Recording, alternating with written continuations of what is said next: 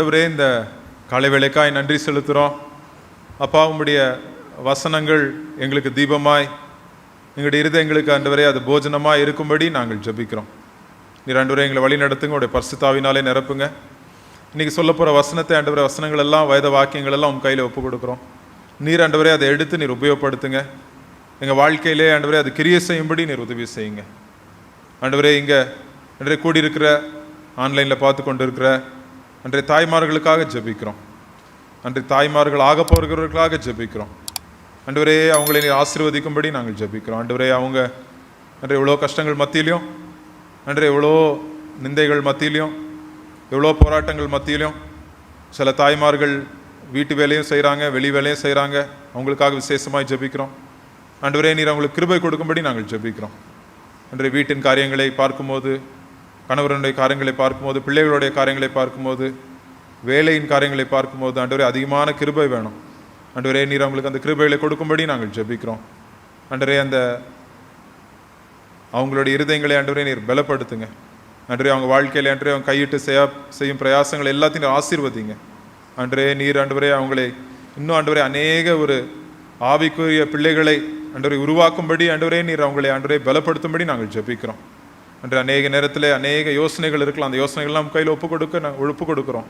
அன்றே அந்த பிள்ளைகள் அன்றே அவங்க போதிக்கும் போது, வளர்க்கும் போது உம்முடைய அன்பை அன்றே அங்கே பிரதிபலிக்கும்படி நாங்கள் ஜெபிக்கிறோம். உம்முடைய பலத்தினாலே, உம்முடைய அன்பினாலே எல்லா காரியங்களையும் செய்யும்படி நாங்கள் ஜெபிக்கிறோம். வழி நடத்துங்க. இன்னைக்கு கூட ஆண்டவரே, இந்த நேரத்திலையும் கூட ஆண்டவரே, நாங்கள் உம்முடைய பிரசனத்துக்கு நாங்கள் வந்திருக்கிறோம். உம்முடைய பிரசனத்திலே எங்களை காத்துக்கொள்ளும், எங்களை பரிசுத்தப்படுத்துங்க. உம்முடைய வசனத்தினாலே எங்களை கழுவுங்க, எங்களை தூய்மைப்படுத்துங்க. எங்களை ஆண்டவரே உம்முடைய வார்த்தைகளாலே அபிஷேகப்படுத்துங்க. இயேசு கிறிஸ்துவின் மூலம் கேட்கிறோம் பிதாவே, ஆமென். நான் காலேஜ் படிக்கும்போது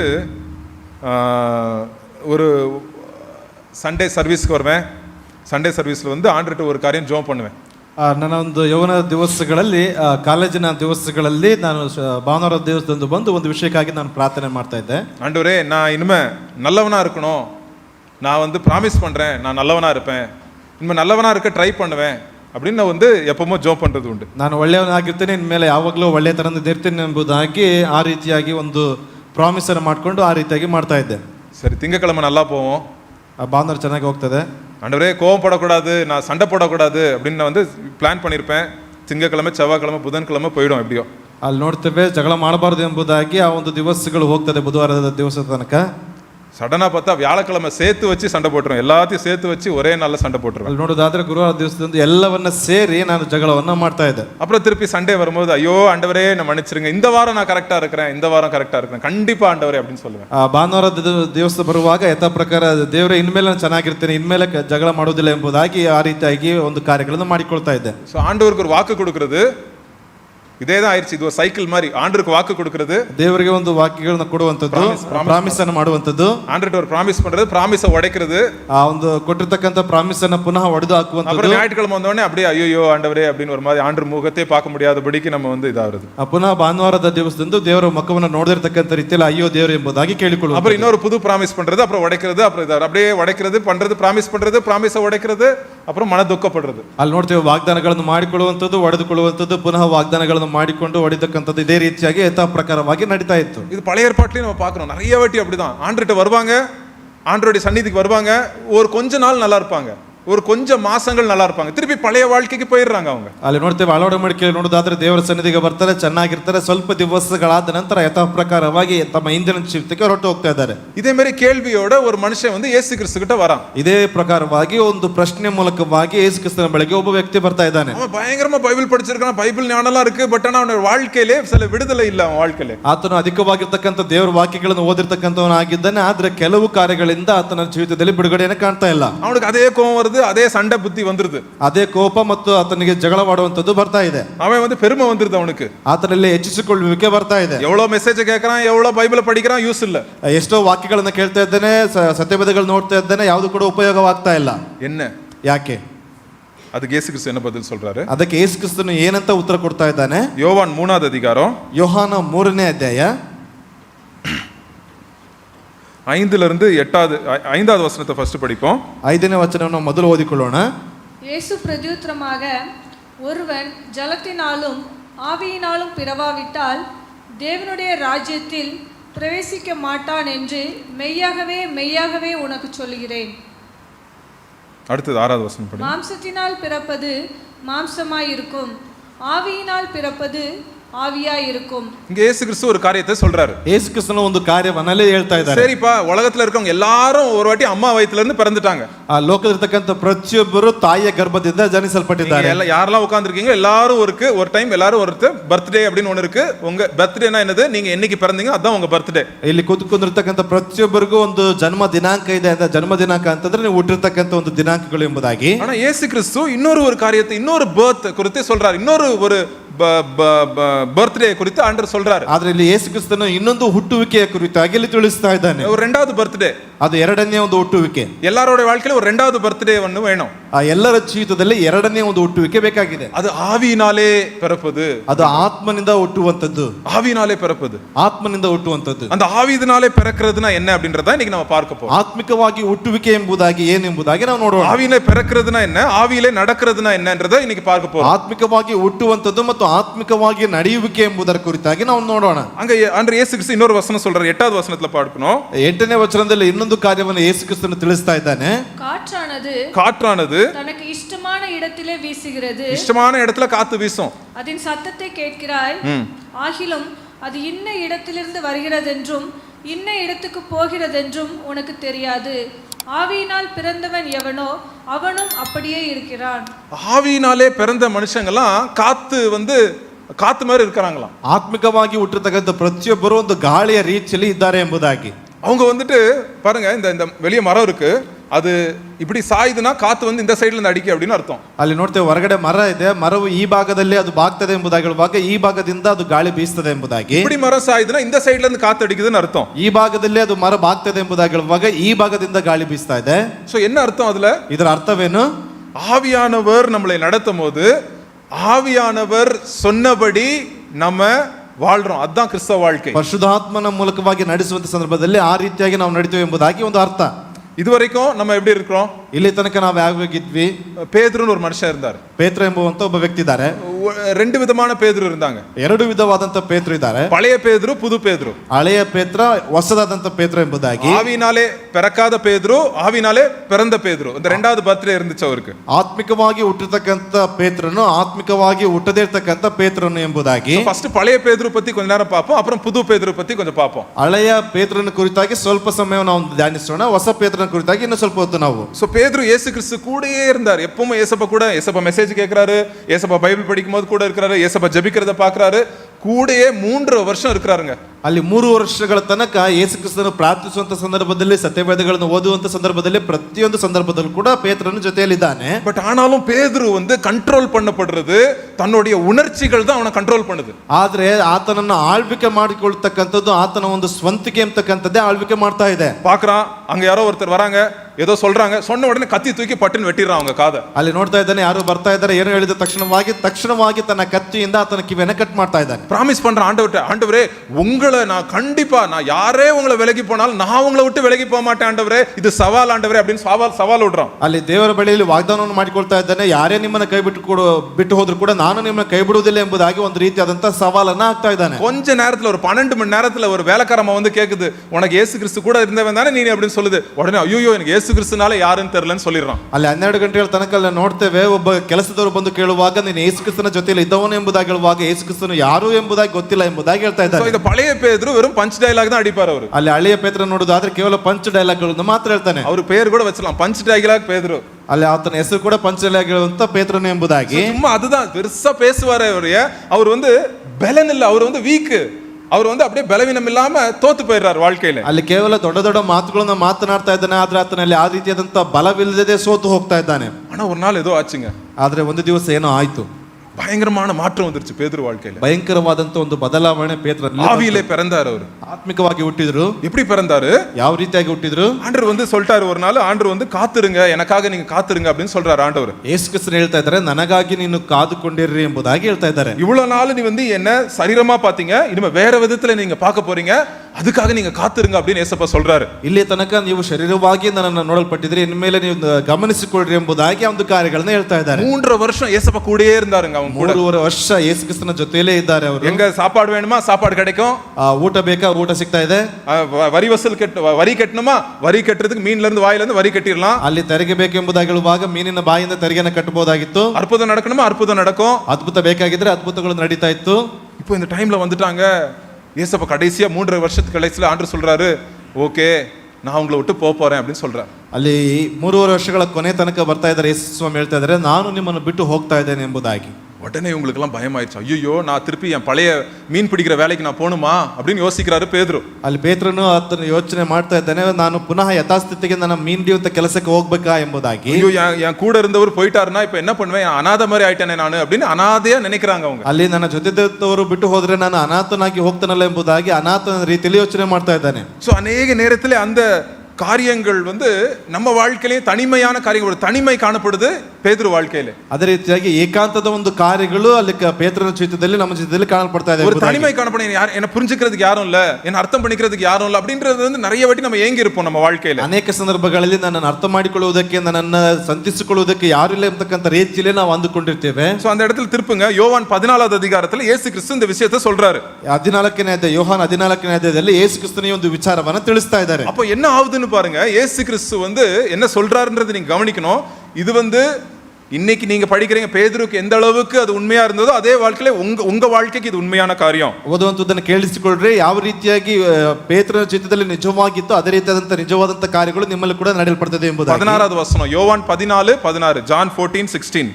நான் பிதாவை வேண்டிக் கொள்வேன், அப்பொழுது என்றென்றைக்கும் உங்களுடனே கூட இருக்கும்படிக்கு சத்திய ஆவியாகிய வேறொரு தேற்றரவாளனை அவர் உங்களுக்கு தந்தருளுவார். உலகம் அந்த சத்திய ஆவியானவரை காணாமலும் அறியாமலும் இருக்கிறபடியால் அவரை பெற்றுக்கொள்ள மாட்டாது. அவர் உங்களுடனே வாசம் பண்ணி உங்களுக்குள்ளே இருப்பதால் நீங்கள் அவரை அறிவீர்கள். பாருங்க, போதும். அவர் ஒருத்தரை நான் அனுப்ப போறேன், நான் பரலோகத்துக்கு போயிருவேன், போயிட்டு நான் ஒருத்தரை அனுப்ப போறேன், அவர் எங்க இருப்பாரா, உங்களுக்குள்ளே இருந்து, கடைசியில் என்ன போட்டிருக்கு, உங்களுடனே வாசம் பண்ணி, உங்களுடைய வாசம் பண்ணி உங்களுக்குள்ளே இருப்பதால் அப்படின்னு ஆண்டவர் சொல்றார். ಅಲ್ಲಿ ಯೇಸು ಕ್ರಿಸ್ತನು ಹೇಳ್ತಾ ಇದ್ದಾರೆ, ನಾನು ಪರಲೋಕಕ್ಕೆ ಹೋಗಿ ನಿಮಗೆ ಬೇರೊಬ್ಬ ಸಹಾಯಕನನ್ನು ನಾನು ಕಳುಹಿಸಿ ಕೊಡ್ತೇನೆ, ಆತನು ಯಾವಾಗಲೂ ನಿಮ್ಮ ಸಂಗಡ ಸದಾಕಾಲ ಇರುವಾತನಾಗಿರ್ತಾನೆ ಎಂಬುದಾಗಿ ಹೇಳ್ತಾ ಇದ್ದಾರೆ. இப்போ ஆண்டவர் சொல்ற 3.5 years நான் உங்க கூட பிசிக்கலா தான் இருந்தேன், உங்க கூட நீங்க பார்த்து பேச முடியும், அப்படிதான் இருந்தேன். இனிமே சதா காலம், ஃபார் எவர் அண்ட் எவர், முடிவு வரைக்கும் உங்க கூட ஒருத்தரை நான் அனுப்ப போறேன், அவரை போய் நான் அனுப்ப போறேன் அப்படின்னு இயேசுப்பா சொல்றாரு. ಅಲ್ಲಿ 3 ವರ್ಷಗಳ ತನಕ ನಾನು ಶಾರೀರಿಕವಾಗಿ ನಿಮ್ಮ ಜೊತೆಯಲ್ಲಿದ್ದೆ, ಆದ್ರೆ ನಾನು ಇನ್ನು ಮುಂದೆ ಕಳಿಸುವಂತ ವ್ಯಕ್ತಿ ಸದಾಕಾಲವೂ ಆತನು ನಿಮ್ಮ ಸಂಗಡ ಇರುವಾತನಾಗಿದ್ದಾನೆ, ವಾಸಿಸುವ ಆತನಾಗಿರ್ತಾನೆ ಎಂಬುದಾಗಿ. யாருங்க அது? யாரது?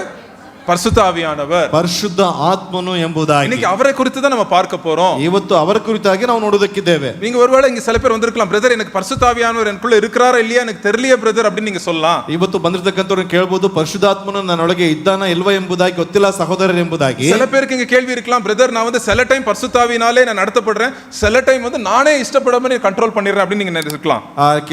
ಕೆಲವು ಸಾರಿ ನೀವು ಅಂದ್ಕೊಳ್ಬಹುದು, ನಾನು ಕೆಲವು ಸಾರಿ ಪರಿಶುದ್ಧಾತ್ಮನಿಂದ ನಾನು ನಡೆದುಕೊಳ್ತೇನೆ, ಆದ್ರೆ ಕೆಲವು ಸಂದರ್ಭಗಳಲ್ಲಿ ನನ್ನ ಸ್ವಂತಿಕೆ ಮೂಲಕವಾಗಿ ನನ್ನ ಕಾರ್ಯಗಳನ್ನು ನಾನು ನಡೆಸಿಕೊಳ್ತಾ ಇದ್ದೇನೆ ಎಂಬುದಾಗಿ. ಸೋ ಎಪ್ಪಡಿன்றதை இன்னைக்கு ಅದಕ್ಕೆಲ್ಲ நம்ம பதில் பார்க்க போறோம். ಯಾವ ರೀತಿಯಾಗಿ ಎಂಬುದಾಗಿ ಅದರ ಮೂಲಕವಾಗಿ ನಾವು ನೋಡಿಕೊಳ್ಳೋಣ. ಸೋ ಆಂಡவர் சொல்றாரு, இங்க தனிமையா ஃபீல் பண்ணாதீங்க அப்படின்னு சொல்றாரு ஆண்டவர். ಅಲ್ಲಿ ನೀವು ಏಕಾಂತತೆಯನ್ನು ನೀವು ಮಾಡಿಕೊಳ್ಳಬೇಡ್ರಿ ಎಂಬುದಾಗಿ. அடுத்த வசனத்தை படிப்போம், 17வது வசனம் படிச்சோம், இப்போ 18வது வசனத்தை படிப்போம். 18ನೇ ವಚನ. நான் உங்களை திக்கற்றவர்களாக விடேன், உங்களிடத்தில் வருவேன். ಕನ್ನಡದಲ್ಲಿ ಹೆಂಗಿದೆ ಬ್ರದರ್? ನಾನು ನಿಮ್ಮನ್ನ ಅನಾಥರಾಗಿ ಬಿಡುವುದಿಲ್ಲ. ನಿಮ್ಮ ಕನ್ನಡದಲ್ಲಿ ಅನಾಥರಾಗಿದೆ, ತಮಿಳ್ல திக்கற்றவர்களாய் விடேன் அப்படின்னு சொல்லுது. ಅಲ್ಲಿ ನೋಡ್ತೇವೆ ಕನ್ನಡದಲ್ಲಿ ಅನಾಥರಾಗಿ ಎಂಬುದಾಗಿ, ತಮಿಳಿನಲ್ಲಿ திக்கற்றவர்களை, கைவிடப்பட்டவர்கள், ದಿಕ್ಕಿಲ್ಲದವರನ್ನ ಎಂಬುದಾಗಿ ಹೇಳ್ತಾ ಇದೆ. சோ ஆண்டவர் சொல்றாரு, நீங்க அனாதைகள் அல்ல அப்படின்னு ஆண்டவர் சொல்றாரு. ದೇವರು ಹೇಳ್ತಾ ಇದ್ದಾರೆ, ನೀವು ಅನಾಥರಲ್ಲ ಎಂಬುದಾಗಿ. சோ ஆண்டவர் இந்த வசனத்தை வைத்து பார்க்கும்போது அனாதனா யாரு? ಈ ವಚನದ ಮೂಲಕವಾಗಿ ನೋಡೋದಾದ್ರೆ ಅನಾಥ ಅಂದ್ರೆ ಯಾರು? நான் தனிமையா இருக்கிறேன், எனக்கு யாரும் இல்லை அப்படின்னு நினைக்கிறவங்க தான் அனாதைகள். ನಾನು ಏಕಾಂತವಾಗಿದ್ದೇನೆ, ನನಗೆ ಯಾರು ಇಲ್ಲ ಎಂಬುದಾಗಿ ಹೇಳುವಂತ ವ್ಯಕ್ತಿನ ಅನಾಥ. சோ இயேசு கிறிஸ்து என்ன சொல்ற, நீங்க அனாதை இல்லை அப்படின்றாரு. ಯೇಸು ಕ್ರಿಸ್ತನು ಹೇಳ್ತಾ ಇದ್ದಾರೆ ನೀವು ಅನಾಥರಲ್ಲ ಎಂಬುದಾಗಿ. நான் போயிட்டு வேற விதத்துல உங்களுக்குள்ள வருவேன் அப்படின்னு சொல்றாரு ஆண்டவர். ನಾನು ಹೋಗ್ಬಿಟ್ಟು ಬೇರೆ ವಿಧದಲ್ಲಿ ನಿಮ್ಮ ಬಳಿಗೆ ಬರ್ತೇನೆ ಎಂಬುದಾಗಿ ಹೇಳ್ತಾ ಇದ್ದಾರೆ. சோ உங்களுக்குள்ள வாசம் செய்வேன், உங்களுக்குள்ள இருப்பேன், உங்களோட கூட இருப்பேன் அப்படின்னு ஆண்டவர் சொல்றாரு. ನಿಮ್ಮ ಜೊತೆಯಲ್ಲಿ ಇರ್ತೇನೆ, ನಿಮ್ಮೊಳಗೆ ವಾಸ ಮಾಡ್ತೇನೆ ಎಂಬುದಾಗಿ ಹೇಳ್ತಾ ಇದ್ದಾರೆ. சோ நீங்கள் அனாதைகள் அல்ல, ನೀವು ಅನಾಥರಲ್ಲ. சோ அனாதை அப்படின்னு நம்ம ஃபீல் பண்றோம்னா என்ன அர்த்தம்? ನಾವು ಅನಾಥರೆಂಬುದಾಗಿ ಭಾಸ ಮಾಡಿಕೊಳ್ತೀವಿ ಅಂದ್ರೆ ಅರ್ಥವೇನು? பரிசுத்த ஆவியானவர் எனக்குள்ள இல்ல அப்படின்றது தான் அனாதை அப்படின்றதுக்கு அர்த்தம் இங்க போட்டிருக்கு. ಪರಿಶುದ್ಧಾತ್ಮನ ನನ್ನೊಳಗೆ ಇಲ್ಲ ಎಂಬ ಒಂದು ಅರ್ಥವೇ ಇಲ್ಲಿ ಅನಾಥರು ಎಂಬುದಾಗಿ ಅರ್ಥ. சோ இப்போ கேக்குறோம், பிரதர் யாருக்கு இந்த பரிசுத்த ஆவியானவர், எப்படி பரிசுத்த ஆவியானவர் நம்மளுக்கு கிடைப்பார் அப்படின்னு நீங்க கேட்கலாம். ನೀವು ಪರಿಶುದ್ಧಾತ್ಮನು ಯಾರು, ಯಾವ ರೀತಿಯಾಗಿ ಪರಿಶುದ್ಧಾತ್ಮ ನಮಗೆ ಸಿಗಲ್ಪಡ್ತಾರೆ ಎಂಬುದಾಗಿ ನೀವು ಒಂದು ಪ್ರಶ್ನೆಯನ್ನು ಕೇಳಬಹುದು. இந்த பேதுரு வாழ்க்கை பார்த்தோம், வாழ்க்கை அப்படியே மாறிடுச்சு. எந்த இடத்துல ஒரு ஒரு அந்த ஒரு வேலைக்காரி பொண்ணுகிட்ட பயந்தாரோ அதே இடத்துல பெரிய பெரிய கவர்னர், அந்த அந்த நாட்டின் பெரிய பெரிய தலைவர்கள் முன்னாடி ಯೇಸಪ್ಪ ಪತಿ ಅವರು சொல்றாரு. ಅಲ್ಲಿ ನೋಡ್ತೇವೆ ಆ ಪರಿಶುದ್ಧಾತ್ಮನ ಹೊಂದಿಕೊಳ್ಳುವ ಸಂದರ್ಭದಲ್ಲಿ ಆತನು ಬದಲಾಗ್ತಾ ಇದ್ದಾನೆ. ಯಾವ ಭಾಗದಲ್ಲಿ ಒಂದು ಕೆಲಸದವಳ ಬಳಿಯಲ್ಲಿ ಹೇಳಿಕೊಳ್ಳುವುದಕ್ಕೆ ಹೆದರ್ತಾ ಇದ್ನೋ ದೊಡ್ಡ ದೊಡ್ಡ ಅಧಿಕಾರಿಗಳ ಬಳಿಯಲ್ಲಿ ಹೇಳಿಕೊಳ್ಳುವಂತ ರೀತಿಯಲ್ಲಿ ಅದ್ರ ಬದಲಾಗ್ತಾ ಇದ್ದಾನೆ. பயங்கரமான மாற்றம், புது பேதுருவா இருக்கிறாரு இங்க. ಅಲ್ಲಿ ಭಯಂಕರವಾದಂತ ಒಂದು ಬದಲಾವಣೆ, ಹೊಸ ಪೇತ್ರನಾಗಿ ಬದಲಾಗಿದ್ದಾನೆ. பேதுருவோட இந்த பேதுருவா 50 நாளைக்கு முன்னாடி இவன் தானப்பா கோழையா இருந்தான், இவன் வந்து இஷ்டம் வந்த மாதிரி நடந்துட்டு இருந்தானே, அந்த பேதுருவா இது அப்படின்னு எல்லாரும் ಆಶ್ಚರ್ಯಪಡ್றாங்க. ಎಲ್ಲರೂ ಆಶ್ಚರ್ಯ ಪಡ್ತಾ ಇದ್ದಾರೆ. 50 ದಿವಸಕ್ಕಿಂತ ಹಿಂದಿನ ರೀತಿಯಲ್ಲಿ ನೋಡೋದಾದ್ರೆ ಒಂದು ಕೋಳಿಯ ರೀತಿಯಲ್ಲಿ ಇದ್ದ, ಈಗ ನೋಡೋದಾದ್ರೆ ಭಯಂಕರವಾಗಿದ್ದಾನಲ್ಲ ಎಂಬುದಾಗಿ. என்னங்க மாற்றம், ಯಾವ ಬದಲಾವಣೆ, என்ன எதனால யாருனால நிரப்பப்பட்டிருந்தார் பேதுரு? ಯಾರಿಂದ ತುಂಬಿಸಲ್ಪಟ್ಟಿದ್ರು ಪೇತ್ರನು? யாரு? பரிசுத்தாவினாலே நிரப்பப்பட்டிருந்த பேதுரு. இது ಪರಿಶುದ್ಧಾತ್ಮನಿಂದ ತುಂಬಿಸಲ್ಪಟ್ಟಿರ್ತಕ್ಕಂಥ ಪೇತ್ರನು, ஒரு புது பேதுரு, ಒಬ್ಬ ಹೊಸದಂತ ಪೇತ್ರ. இதுவரைக்கும் பழைய வாழ்க்கையிலே தன் இச்சைகள் தன்னுடைய சரீர ஆசைகளை தான் வந்து கண்ட்ரோல் பண்ணிட்டு இருந்துச்சு அவனை. இப்போ வந்து ஆவியானவர் கண்ட்ரோல் பண்ற பேதுருவா மாறிறான். ಇಲ್ಲಿ ತನಕ ಆತನ ಹಳೆಯ ಜೀವಿತದಲ್ಲಿ ತನ್ನ ಸ್ವಂತಿಕ ಆಗಿರ್ಬೋದು, ತನ್ನ ಒಂದು ಇಚ್ಛೆಗಳು ಆತನನ್ನು ಆಳ್ವಿಕೆ ಮಾಡ್ತಾ ಇದ್ದು, ಆದ್ರೆ ಈಗ ನೋಡೋದಾದ್ರೆ ಪರಿಶುದ್ಧಾತ್ಮನ ಒಂದು ಮೂಲಕವಾಗಿ ಆಳ್ವಿಕೆ ಮಾಡ್ತಾ ಇದ್ದಾನೆ. சோ இப்போ ஆண்டவர் வந்து கண்ட்ரோல் பண்றாரு பேதுருவை. ಈಗ ದೇವರು ಬಂದ್ಬಿಟ್ಟು ಆಳ್ವಿಕೆ ಮಾಡ್ತಾ ಇದ್ದಾರೆ ಪೇತ್ರನನ್ನ. சோ இங்க இன்னைக்கு உங்களுக்கு கேள்வி இருக்கலாம், பிரதர் எனக்குள்ள பரிசுத்தாவியானவர் இருக்கிறாரா இல்லையா அப்படின்னு கேள்வி இருக்கலாம். ನೀವು ಕೇಳಬಹುದು ನನ್ನೊಳಗೆ ಪರಿಶುದ್ಧಾತ್ಮನು ಇದಾನಾ ಇಲ್ವಾ ಎಂಬುದಾಗಿ. அப்போஸ்தலர் 2வது அதிகாரம் ಅಪೊಸ್ತಲರು 2ನೇ ಅಧ್ಯಾಯ 38-39 வசனத்தை படிப்போம். 38-39ನೇ ವಚನವನ್ನು ನೋಡಿಕೊಳ್ಳೋಣ. பேதுரு அவர்களை நோக்கி பேதுரு அவர்களை நோக்கி நீங்கள் மனம் திரும்பி ஆ. ஒவ்வொருவரும் பாவ மன்னிப்புக்கென்று இயேசு கிறிஸ்துவின் நாமத்தினாலே ஞானஸ்நானம் பெற்றுக்கொள்ளுங்கள், அப்பொழுது பரிசுத்த ஆவியின் வரத்தை பெறுவீர்கள். அப்பொழுது எப்போ நீங்க இயேசு கிறிஸ்துவை ஏற்றுக்கொண்டு நீங்க உங்கள் பாவ மன்னிப்பை நீங்க கேட்குறீங்களோ ஆண்டவர்கிட்ட, அப்போ எந்த வரம் கிடைக்கும்? கிஃப்ட்னா என்னது? வரம்னா என்னது? நம்மளுக்கு வந்து ஃப்ரீயா ஆண்டவர் கொடுக்குறாரு. அது என்ன கிடைக்கும்? பரிசுத்த ஆவியானவர் உங்களுக்குள்ள இருப்பார். ಯಾವಾಗ ನಿಮ್ಮ ಪಾಪಗಳನ್ನ ನೀವು ಒಪ್ಪಿಕೊಂಡು ಆತನಲ್ಲಿ ಒಪ್ಪಿಕೊಳ್ತೀರೋ ಆಗ ಆತನು ಒಂದು ಉಡುಗೊರೆಯಾಗಿ ಪರಿಶುದ್ಧಾತ್ಮನನ್ನು ಕೊಡಲ್ಪಡ್ತಾನೆ ಎಂಬುದಾಗಿ. சோ ஆண்டவர் வந்து நம்மளுக்குள்ள இருக்கிறார். இங்க நீங்க யாரெல்லாம் இயேசு கிறிஸ்துவை ஏற்றுக்கொண்டு இருக்கிறீங்களோ உங்களுக்குள்ள பரிசுத்த ஆவியானவர் இருக்கிறார். ஆமென். ಯಾರೆಲ್ಲ ನೀವು ಕೇಳಿಕೊಳ್ತಾ ಇದ್ದಾರೆ ನಿಮ್ಮೊಳಗೆ ಪರಿಶುದ್ಧಾತ್ಮನು ವಾಸಿಸುವಂತವನಾಗಿದ್ದಾನೆ ಎಂಬುದಾಗಿ. பரிசுத்த ஆவியானவர் இருக்கிறாரா இல்லையா? ಪರಿಶುದ್ಧಾತ್ಮನು ಇದಾನ ಇಲ್ವಾ? இருக்கிறாரா இல்லையா? இருக்கிறார். உங்களுக்குள்ள வாசம் செய்கிறார். ನಿಮ್ಮೊಳಗೆ ವಾಸವನ್ನ ಮಾಡ್ತಾ ಇದ್ದಾರೆ. நான் சொல்லல, நீங்க சொல்லல, நீங்க சொல்ற வச்சு நான் சொல்லல, இயேசு கிறிஸ்துவோட வார்த்தைகள் சொல்லுது. ನಾನು ಹೇಳ್ತಾ ಇಲ್ಲ, ನೀವು ಹೇಳುವಂತದನ್ನ ನಾನು ಹೇಳ್ತಾ ಇಲ್ಲ, ಪರಿಶುದ್ಧಾತ್ಮನು ಇಲ್ಲಿ ಹೇಳ್ತಾ ಇದ್ದಾರೆ ಎಂಬುದಾಗಿ. என்னைக்கு நீங்க ஆண்டவரே என் கையினால நான் என் சுயத்தினாலே நிறைய காரியத்தை செஞ்சுட்டேன், சுய பலத்தினாலே செய்ய நினைச்சிட்டேன், இனிமே ஆண்டவரே உம்முடைய பலத்தினாலே பரிசுத்தாவினாலே என்னை நடத்துங்க அப்படி நம்ம ஒப்பு கொடுத்தோமோ, என்னைக்கு நம்ம பாவங்களை மன்னிக்க நம்ம அறிக்கையிட்டோமோ அன்னைக்கு ஆவியானவர் நம்மளுக்குள்ள வந்துட்டாருங்க. ಯಾವಾಗ ದೇವರೇ ನನ್ನ ಒಂದು ಸ್ವಂತ ಬಲದಿಂದ ಇದನ್ನು ಮಾಡೋದಕ್ಕೆ ಸಾಧ್ಯ ಇಲ್ಲ ಎಂಬುದಾಗಿ ನಮ್ಮನ್ನು ಒಪ್ಪಿಸಿಕೊಡ್ತೇವೋ, ಯಾವಾಗ ನಮ್ಮ ಪಾಪಗಳನ್ನ ಪರಿಹಾರ ಮಾಡಿಕೊಳ್ತೇವೋ ಆಗ ಪರಿಶುದ್ಧಾತ್ಮ ಕಾರ್ಯಗಳು ನಡೆಯಲ್ಪಡ್ತದೆ ಎಂಬುದಾಗಿ. ಸೊ நம்ம வந்துட்டு மரணத்திலிருந்து ஜீவனுக்குள்ள வந்துட்டோம். நம்ம ಮರಣದಿಂದ ಜೀವದ ಕಡೆಗೆ ನಾವು ಬರಲ್ಪಟ್ಟಿದ್ದೇವೆ. ಸೊ ಫಿಸಿಕಲ್ ಡೆತ್ அப்படினா என்னது? மரணம்னா என்னது? ಅಲ್ಲಿ ಶಾರೀರಿಕವಾದಂತ ಮರಣ ಅಂತಂದ್ರೆ ಏನು? நம்மளுடைய கான்ஷியஸ்னு சொல்லுவாங்க இங்கிலீஷ்ல. நம்மளுடைய கான்ஷியஸ் வந்து நம்மளுடைய சரீரத்தோட வந்து டிஸ்கனெக்ட் ஆயிரும். நம்மளுடைய கான்ஷியஸ் தமிழ்ல என்னது? நம்மளுடைய ஆத்மா வந்து சரீரத்தோட வந்து டிஸ்கನೆಕ್ಟ್ ஆயிரும். ಅಲ್ಲಿ ನೋಡ್ತೇವೆ ನಮ್ಮ ಆತ್ಮ ಎಂತಕ್ಕಂಥದ್ದು ಶರೀರದಿಂದ ಅದು ಬೇರ್ಪಡಿಸುವಿಕೆಯನ್ನು ಹೊಂದಿಕೊಳ್ತದೆ. அப்பதான் வந்து அவர் இறந்துட்டாரு அப்படின்னு சொல்லுவாங்க. ಆಗ ಅವರು ಮರಣನ ಹೊಂದಿದ್ದಾರೆ ಎಂಬುದಾಗಿ ಹೇಳ್ತಾರೆ. ಬಟ್ ಆವಿಕುರಿಯ ಮರಣ என்ன? ಸ್ಪಿರಿಚುವಲ್ ಡೆತ್னா என்னது? ಆದ್ರೆ ಆತ್ಮಿಕವಾದಂತ ಒಂದು ಮರಣ ಅಂದ್ರೆ ಏನು? நம்மளுடைய ஆத்மா தேவனிலிருந்து தூரமா இருக்கிறது தான் ஆவிக்குரிய மரணம். ನಮ್ಮ ಆತ್ಮ ದೇವರಿಂದ ದೂರ ಹೋಗುವಂಥದ್ದೇ ಆತ್ಮಿಕವಾದಂಥ ಮರಣ ಎಂಬುದಾಗಿ. என்னைக்கு நீங்க ஆண்டவரே நீங்க எனக்கு வேணும், நீங்க தான் என்ன நடத்தணும், என்ன மன்னிங்க அப்படின்னு நம்ம ஆண்டவர்கிட்ட நம்ம ஒப்பு கொடுக்குறோமோ அன்னைக்கு நம்ம ஆத்மாக்கும் தேவனுக்கும் வந்து நம்மளுக்கு ஒரு ஐக்கியம் திருப்பி இதுவா இருக்கு. ಯಾವಾಗ ನಾವು ದೇವರಲ್ಲಿ ನಾವು ಒಪ್ಪಿಸಿಕೊಡ್ತೇವೆ, ದೇವರೇ ನಮಗೆ ಕ್ಷಮಾಪಣೆಯನ್ನು ಕೊಡ್ರಿ ಎಂಬುದಾಗಿ ನಮ್ಮನ್ನು ಒಪ್ಪಿಸಿಕೊಳ್ತೇವೆ, ಆಗ ದೇವರೊಟ್ಟಿಗೂ ನಮ್ಮ ಒಂದು ಆತ್ಮದೊಟ್ಟಿಗೂ ಒಂದು ಐಕ್ಯತೆ ಅದು ಉಂಟಾಗಲ್ಪಡ್ತದೆ. So எப்படி வந்து இப்போ பரிசுத்தாவியானவர் எனக்குள்ள இருக்கிறாருன்னு சொல்லிட்டீங்க பிரதர், பட் ஆனா இந்த வாழ்க்கையில ஆவியிலே நடப்பது எப்படி அப்படின்னு நீங்க ஒரு கேள்வி கேட்கலாம். ನನ್ನೊಳಗೆ ಪರಿಶುದ್ಧಾತ್ಮನು ಇರಲ್ಪಟ್ಟಿದ್ದಾರೆ ಎಂಬುದಾಗಿ ಹೇಳ್ತಾ ಇದ್ದೀರಿ, ಆದರೆ ಯಾವ ರೀತಿಯಾಗಿ ಪರಿಶುದ್ಧಾತ್ಮನ ಮೂಲಕವಾಗಿ ನಡೆಯುವುದು ಎಂಬುದಾಗಿ ನಾವು ನೋಡಿಕೊಳ್ಳೋಣ. சோ இங்க பேதுரு வந்து மாற்றப்பட்டார் பார்த்தோம், ஆவியில எப்படி நடக்கிறாரு பேதுருன்றதை நம்ம பார்ப்போம். ಅಲ್ಲೇ ಪೇತ್ರನು ಪರಿಶುದ್ಧಾತ್ಮನ ಮೂಲಕವಾಗಿ ಬದಲಾಗ್ತಕ್ಕಂಥ ನೋಡಿದ್ದೇವೆ, ಯಾವ ರೀತಿಯಾಗಿ ಇನ್ನು ಮೇಲೆ ನಡೀತಕ್ಕಂಥದ್ದಾಗಿದೆ ಎಂಬುದಾಗಿ ನೋಡೋಣ. ஆவியானவர் நம்மளுக்குள்ள இருக்கிறாரு, ಪರಿಶುದ್ಧಾತ್ಮ ನಮ್ಮೊಳಗಿದ್ದಾನೆ. பட் ஆனாலும் பிரதர் எனக்குள்ள சில டைம் என்ன ஆகுதுன்னா, நான் வந்துட்டு நான் ஆண்டவர் எப்படி ஆசைப்படுறாரோ அதே மாதிரி நடக்க முடியறது இல்ல, எனக்குள்ள இன்னும் சில போராட்டங்கள் இருக்கு, எனக்கு கோபம் வந்துருது, எனக்கு வந்து எரிச்சல் வந்துருது, எனக்கு வயிற்றெரிச்சல் வருது, எனக்கு மற்றவங்களை பார்க்கும்போது எனக்கு இதாவது அப்படி நீங்க நிறைய காரியங்களை சொல்லலாம். ನೀವು ಅನೇಕ ಕಾರ್ಯಗಳನ್ನು ಹೇಳ್ಬೋದು, ನಾನು ದೇವರ ಪರಿಶುದ್ಧಾತ್ಮ ನನ್ನಲ್ಲಿದ್ದಾನೆ, ಆದ್ರೂ ಕೂಡ ಕೆಲವು ಸಾರಿ ಕೋಪಗಳಾಗಿರ್ಬೋದು, ಹೊಟ್ಟೆ ಕಿಚ್ಚು, ಅನೇಕ ರೀತಿಯಾಗಿರ್ತಕ್ಕಂಥ ಕಾರ್ಯಗಳು ನನ್ನಲ್ಲಿ ಇದೆ ಎಂಬುದಾಗಿ. ಸೊ எப்படி பிரதர் நான் ஆவியில நடப்பது, ಯಾವ ರೀತಿಯಾಗಿ ಪರಿಶುದ್ಧಾತ್ಮನಿಂದ ತುಂಬಿಸಲ್ಪಡ್ತಕ್ಕಂಥದ್ದು, ಇಲ್ಲ ಆವಿல எப்படி நடப்பது, ಯಾವ ರೀತಿಯಾಗಿ ಪರಿಶುದ್ಧಾತ್ಮನಿಂದ ನಡೆಯಲ್ಪಡ್ತಕ್ಕಂಥದ್ದು ಎಂಬುದಾಗಿ. இன்னைக்கு நம்ம வந்து நம்மளுக்கு வந்து அந்த என் வாழ்க்கையில வந்து நான் சொல்லிட்டு இருந்தேன், வாரம் வந்து சண்டே வந்து திருப்பி கேட்கறது, திருப்பி சண்டே, அதே சண்டே வந்து ಅವಮಾನಪಟ್ಟು ಆಂಡ್ರಗಿட்ட வர்றது அப்படியே இருந்துச்சு ரொம்ப நாள். ನಾನು ಹೇಳಿರ್ತಕ್ಕಂಥ ರೀತಿಯಲ್ಲಿ ಪ್ರತಿ ಭಾನುವಾರ ಬರ್ತಕ್ಕಂಥದ್ದು, ದೇವರ ಬಳಿಯಲ್ಲಿ ಕೇಳ್ತಕ್ಕಂಥದ್ದು, ಅದೇ ರೀತಿಯಾಗಿ ಯಥಾ ಪ್ರಕಾರವಾಗಿ ಒಂದು ಕಾರ್ಯಗಳು ನಡೀತಾನೆ ಇತ್ತು. ஒரு நாள் என்னாச்சு, ಒಂದು ದಿವಸ ಏನಾಯ್ತು, ஆண்டவரே எனக்கு பலன் இல்ல, நான் வந்துட்டு பரிசுத்தமா இருக்கிறதுக்கு எனக்கு பலனே இல்லப்பா அப்படின்னு சொன்னேன். ಒಂದು ದಿವಸ ನಾನು ನನ್ನಿಂದ ಪರಿಶುದ್ಧವಾಗಿರುವುದಕ್ಕೆ ಬಲವೇ ಇಲ್ಲ ಎಂಬುದಾಗಿ ನಾನು ಕೇಳಿಕೊಂಡೆ. என் வாயிலிருந்து நல்ல வார்த்தை வர்றதுக்கு எனக்கு பலன் இல்ல, ஏதாவது பேசிடுறேன், ஏதாவது சப்பா சொல்லிடுறேன் ஆண்டவரே. ನನ್ನ ಬಾಯಿಂದ ಒಳ್ಳೆ ಮಾತುಗಳು ಬರುವುದಕ್ಕೆ ನನ್ನಿಂದ ಸಾಧ್ಯ ಆಗ್ತಾ ಇಲ್ಲ, ಏನಾದರೂ ಹೇಳ್ಬಿಡ್ತೇನೆ ಎಂಬುದಾಗಿ ಹೇಳ್ತಾ ಇದ್ದೆ. ஆண்டவரே எனக்கு பலன் இல்லை அப்படின்னு சொன்னேன். ದೇವರೇ ನನ್ನಲ್ಲಿ ಬಲ ಎಂಬುದಾಗಿ ನಾನು ಕೇಳ್ಕೊಳ್ತಾ ಇದ್ದೆ. நீங்க எனக்கு பலன் கொடுக்கணும். ದೇವರೇ ನೀನು ನನಗೆ ಬಲವನ್ನು ಕೊಡ್ರಿ ಎಂಬುದು. எனக்கு பேதுருக்கு நீங்க அந்த பரிசுத்தாவினால பலத்தை நீங்க கொடுத்தீங்க, அதே போல எனக்கு பலத்தை கொடுங்க. ಪೇತ್ರನಿಗೆ ಪರಿಶುದ್ಧಾತ್ಮನ ಬಲವನ್ನು ಕೊಡಲ್ಪಟ್ಟಿದ್ರೆ ಅದೇ ರೀತಿಯಾದಂತ ಬಲವನ್ನು ನನಗೆ ಕೊಡ್ರಿ ಎಂಬುದಾಗಿ ಕೇಳಿಕೊಂಡೆ. இதுவரைக்கும் என்னால முடியும்னு சொல்லிட்டு போயிட்டு இருந்தேன் ஞாயிற்றுக்கிழமை, இப்போ வந்துட்டு ஆண்டவரே எனக்கு பலன் கொடுங்க, எனக்கு பலவீனமா இருக்கிற எனக்கு பலன் கொடுங்க அப்படின்னு ஆண்டவர்ட்ட நான் கேட்கிறேன். ಇಲ್ಲಿ ತನಕ ಭಾನುವಾರದ ದಿವಸದಂದು ನನ್ನಿಂದ ಸಾಧ್ಯ ಎಂಬುದಾಗಿ ಹೋಗ್ತಾ ಇದ್ದೆ, ಇನ್ನು ಮೇಲೆ ದೇವರೇ ಪರಿಶುದ್ಧಾತ್ಮನ ಬಲವನ್ನು ಕೊಡ್ರಿ ಎಂಬುದಾಗಿ ಕೇಳ್ತಾ ಹೋಗ್ತೇನೆ ನಾನು. எப்படி ஆண்டவர் இந்த பலத்தை கொடுக்கிறாரு, ಯಾವ ರೀತಿಯಾಗಿ ದೇವರಿಗೆ ಒಂದು ಬಲವನ್ನು ಕೊಡ್ತಾರೆ. இன்னைக்கு நம்ம முதலாவது வேத பாடத்துல ஒரு கதையை படிச்சோம். நம்ம ಮೊದಲ ಒಂದು ವೇದ ಪಾರಾಯಣದಲ್ಲಿ ನಾವು ನೋಡಿದ್ದೇವೆ, ಒಂದು ಕಥೆಯನ್ನು ನಾವು ನೋಡಲ್ಪಟ್ಟಿದ್ದೇವೆ. ஒரு வீட்டுக்கு ஒருத்தர் தூங்கிட்டு இருக்கான், அவங்க ஃப்ரெண்டு வந்து கதவு தட்டுறான், நைட் 12 மணிக்கு கதவு தட்டுறான். ಅಲ್ಲಿ ಸ್ನೇಹಿತನು ಮಲಗಿಕೊಂಡಿದ್ದಾನೆ, ಆತನ ಸ್ನೇಹಿತ ಬಂದು 12 ಗಂಟೆಗಳಲ್ಲಿ ಆತನ ಕದವನ್ನು ತಟ್ಟುತ್ತಾ ಇದ್ದಾನೆ. கதவு தட்டுறான், இவன் கதவு தட்டின உடனே இவன் வந்து திறக்கிறான், பார்த்தா இவன் ஃப்ரெண்டு, எனக்கு ரொம்ப வயிறு பசிக்குதுப்பா, 3 ரொட்டி கொடுப்பா அப்படின்னு கேட்கறான். ನನಗೆ ತುಂಬಾ ಹೊಟ್ಟೆ ಹಸಿವಾಗ್ತಾ ಇದೆ, ನನಗೆ ಊಟಕ್ಕೆ ಏನಾದರೂ ಕೊಡು ಎಂಬುದಾಗಿ ಕೇಳ್ತಾ ಇದ್ದಾನೆ. அவன் சொல்றான், டேய் எங்க வீட்ல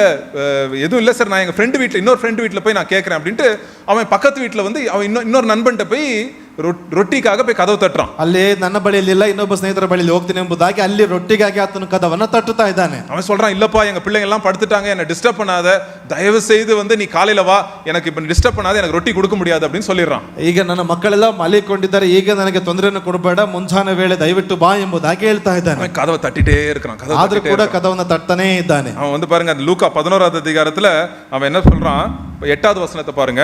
ಅಲ್ಲಿ ಲೂಕ 11ನೇ ಅಧ್ಯಾಯದ 8ನೇ ವಚನವನ್ನು ನೀವು ಗಮನಿಸಿಕೊಳ್ಳ್ರಿ.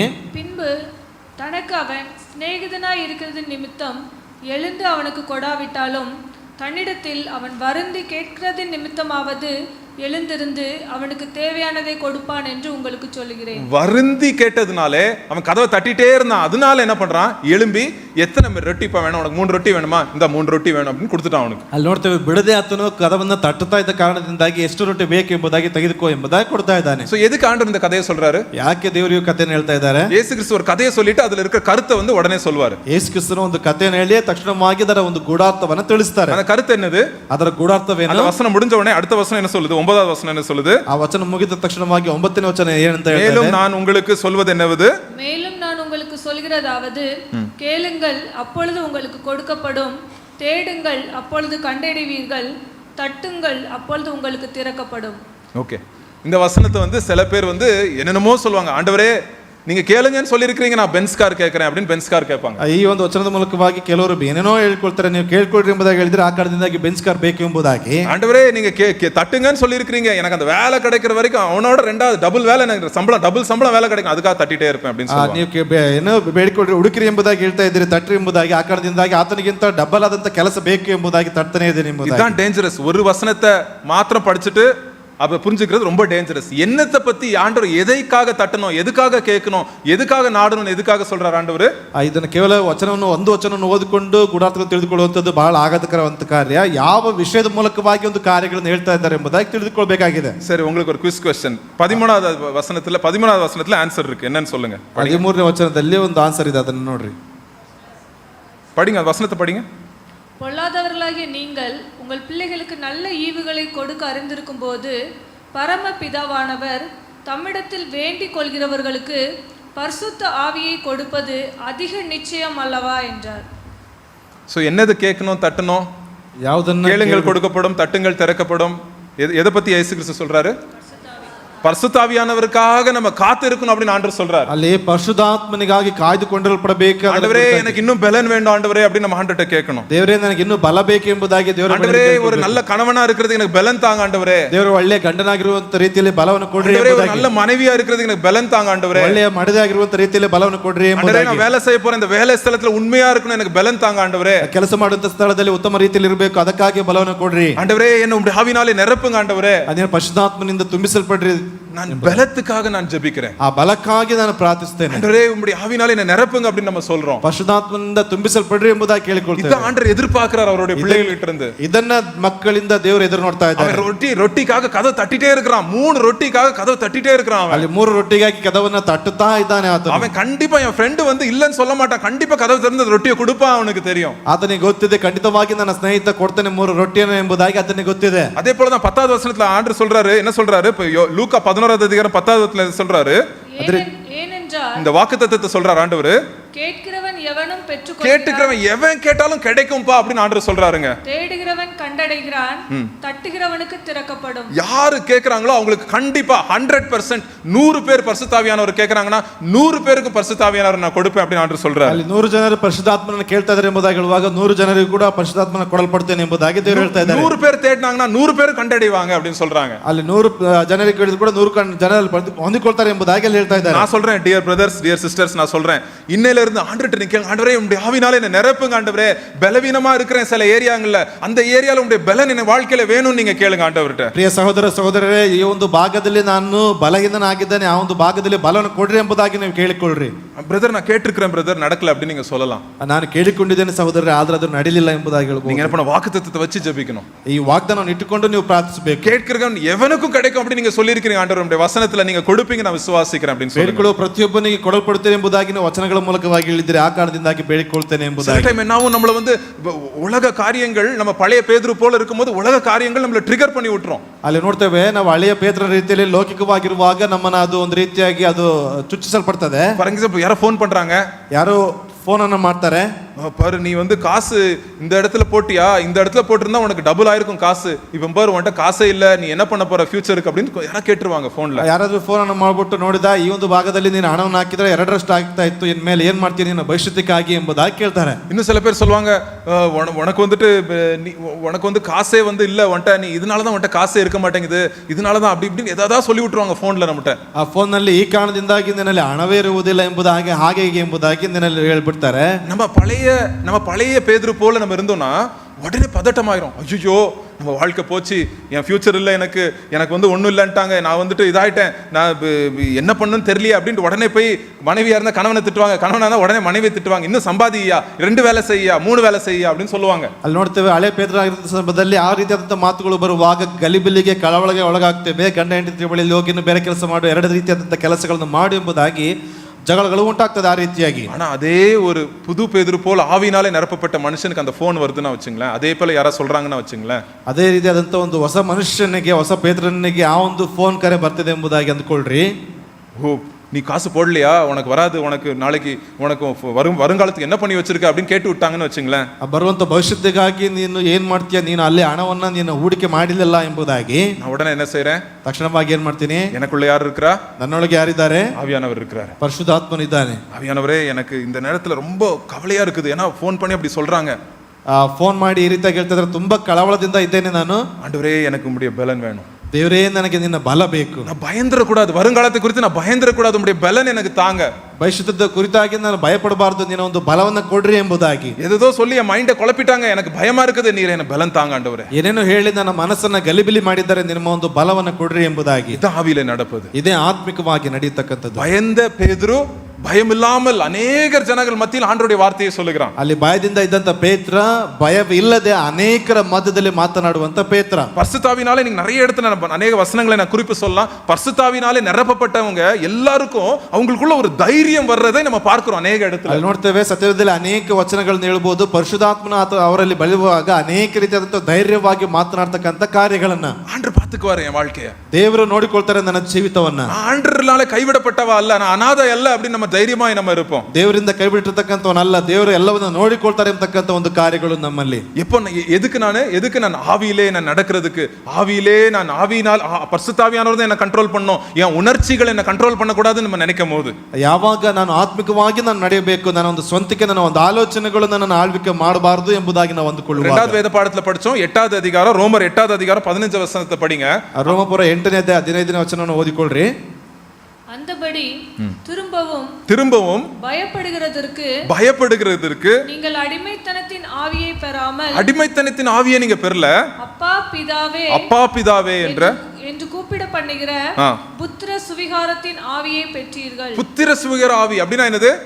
ரெண்டு ஆவி இருக்குங்க இந்த வசனத்துல, ரெண்டு ஆவி பத்தி போட்டிருக்கு. ஒன்னு வந்து பயப்படுற ஆவி, இன்னொன்னு வந்து புத்திர ಸುವಿಗಾರ ಆವಿ அப்படின்னு போட்டிருக்கு. ಇಲ್ಲಿ ಎರಡು ಕಾರ್ಯಗಳನ್ನು ನಾವು ನೋಡ್ತಾ ಇದ್ದೇವೆ. ಭಯದಿಂದ ಕೂಡಿರ್ತಕ್ಕಂಥದ್ದು, ಎರಡನೇದಾಗಿ ಮಗನ ಒಂದು ಆತ್ಮ ಎಂಬುದಾಗಿ, ಮಗನ ಒಂದು ಕಾರ್ಯ ಎಂಬುದಾಗಿ. சோ ரெண்டு ஆவி இருக்கு, ಎರಡು ಆತ್ಮ ಇಲ್ಲಿದೆ. ಅನೇಕ நேரத்துல நம்ம வாழ்க்கையில யாராவது ஏதாவது சொல்லிட்ட உடனே பயத்தின் ஆவி அப்படியே நம்மளுக்கு வந்துரும். ನಮ್ಮ ಜೀವಿತದಲ್ಲಿ ಯಾರಾದ್ರೂ ಏನಾದ್ರೂ ಹೇಳ್ಬಿಟ್ರೆ ತಕ್ಷಣವಾಗಿ ನಮಗೆ ಒಂದು ಭಯದ ಆತ್ಮ ಆವರಿಸಿಕೊಳ್ತದೆ. அது ஹாஸ்டல்ல இன்னொரு பிள்ளையா இருக்கலாம், ஹாஸ்டல்ல இன்னொரு பையனா இருக்கலாம், நம்ம பக்கத்து வீட்டுக்காரங்களா இருக்கலாம், சொந்தக்காரங்களா, ஏதாவது நம்மள சொல்லிட்டாங்கன்னா அப்படியே நம்மளுக்கு வந்து அந்த நாள் நம்மளுக்கு சாப்பாடு இறங்காது, தூக்கம் வராது. நம்மளுக்கு ಹಾಸ್ಟೆಲ್ ಆಗಿರ್ಬೋದು, ಮಕ್ಕಳಾಗಿರ್ಬೋದು, ಅಥವಾ ಪಕ್ಕದ ಮನೆಯವರಾಗಿರ್ಬೋದು, ಏನಾದ್ರೂ ಹೇಳಿದ ತಕ್ಷಣವಾಗಿ ಒಂದು ದಿವಸಗಳಲ್ಲಿ ಊಟ ಬರೆದಿರ್ತಕ್ಕಂಥ ರೀತಿ ಭಯ ಒಂದು ಆವರಿಸಿಕೊಳ್ತದೆ. ಅದು பயத்தின் ஆவி, ಇದೇ ಭಯದ ಒಂದು ಆತ್ಮ. ಅದು ನಮ್ಮ ಪಳೆಯ வாழ்க்கை, ಅದು ಒಂದು ಹಳೆಯ ಜೀವಿತ. ஆவியானவர் நம்மளுக்குள்ள இருக்கிறதுனாலே, ಈಗ ಪರಿಶುದ್ಧಾತ್ಮ ನಮ್ಮಲ್ಲಿ ಇರುವಂತ ಕಾರಣದಿಂದ உடனே என்ன பண்ணிடுறோமா, நம்ம ತಕ್ಷಣವಾಗಿ ನಾವು ಏನ್ ಮಾಡ್ಕೊಳ್ತೇವೆ, அப்பா பிதாவே அப்படி நம்ம சொல்லிடுறோமாங்க. ಅಪ್ಪ ತಂದೆ ಎಂಬುದಾಗಿ ನಾವು ಹೇಳ್ಕೊಳ್ತೇವೆ. அப்பா பிதா, நம்மளுக்கு ஒரு பரலோகத்துல ஒரு அப்பா இருக்காரு அப்படி நம்மளுக்கு ஒரு தைரியம் இருக்குங்க.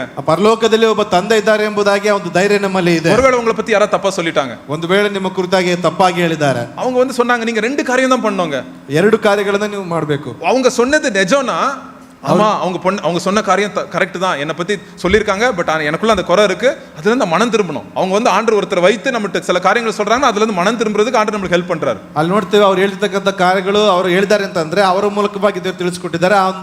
ಆ ಒಂದು ಕಾರ್ಯಗಳ ಮೂಲಕವಾಗಿ ನಾವು ಮಾನಸಾಂತರ ಹೊಂದಬೇಕು ಎಂಬುದಾಗಿ. அவங்க ஒருவேளை அவங்க சொல்ற காரியம் பொய்யா இருக்கலாம், நம்ம குறித்து பொய் சொல்லியிருக்கலாம். நம்ம உடனே என்ன பண்றது, அவ சரியா, அவ என்ன பேர் ரொம்ப நல்லவளா, இவன் நல்லவளா, அவன் நல்லவனா அப்படி நம்ம வந்து நம்ம திருப்பி வந்து நம்ம அவங்கள வந்து ரிவெஞ்ச் எடுக்கிறது ஆண்டவருடைய ஆவியானவருடைய உணர்ச்சி அல்ல. ಅವರು ಹೇಳಿರ್ತಕ್ಕಂಥದ್ದು ತಪ್ಪಾಗಿರ್ತಕ್ಕಂಥ ಸಂದರ್ಭದಲ್ಲಿ ಅವರೇನು ಚೆನ್ನಾಗಿದ್ದಾರೆ, ಅವ್ರು ಕರೆಕ್ಟಾಗಿ ಹೇಳಿದ್ದಾರೆ ಎಂಬುದಾಗಿ ಅವರ ಮೇಲೆ ಒಂದು ರೀತಿಯಾಗಿರ್ತಕ್ಕಂಥ ರಿವೆಂಜ್ ಅನ್ನು ತೆಗೆದುಕೊಳ್ಳುವಂಥದ್ದು ಸರಿಯಲ್ಲ. கொஞ்சம் 2 வருஷத்துக்கு முன்னாடி ஒருத்தர் வந்து ஃபோன் பண்ணி சொன்னாங்க, பிரதர் உங்களை பத்தி இன்னொரு பிரதர் வந்து இப்படி சொன்னாரு பிரதர் அப்படின்னு சொன்னாங்க. 2 ವರ್ಷಗಳ ಹಿಂದೆ ಒಬ್ಬ ಸಹೋದರರು ಫೋನ್ ಮಾಡಿಬಿಟ್ಟು ನಿಮ್ಮ ಕುರಿತಾಗಿ ಇನ್ನೊಬ್ಬ ಸಹೋದರಿ ಈ ರೀತಿಯಾಗಿ ಹೇಳಿದ್ರು ಎಂಬುದಾಗಿ, உங்களை பத்தி தப்பா இப்படி சொன்னாரு பிரதர் அப்படின்னு சொன்னாங்க. ನಿಮ್ಮ ಕುರಿತಾಗಿ ತಪ್ಪಾದಂತ ಕಾರ್ಯಗಳನ್ನ ಈ ರೀತಿಯಾಗಿ ಹೇಳಿದ್ರು ಎಂಬುದಾಗಿ. சார் நான் வந்துட்டு எனக்கு உடனே போய் அந்த பிரதர்ட்ட ஃபோன் பண்ணி கேட்கலாம் அப்படின்னு பார்த்தேன், என்ன பிரதர் என்னை பத்தி தப்பா பேசுனீங்களாமே கேட்கலான்னு நான் ட்ரை பண்ணேன். ನನ್ನ ತಕ್ಷಣವಾಗಿ ಆ ಸಹೋದರರಿಗೆ ಫೋನ್ ಮಾಡಿ ಏನು ನನ್ನ ರೀತಿಯಾಗಿ ನನ್ನ ಕುರಿತಾಗಿ ತಪ್ಪಾಗಿ ಹೇಳಿದಿರಲ್ಲ ಎಂಬುದಾಗಿ ಕೇಳೋದಕ್ಕೆ.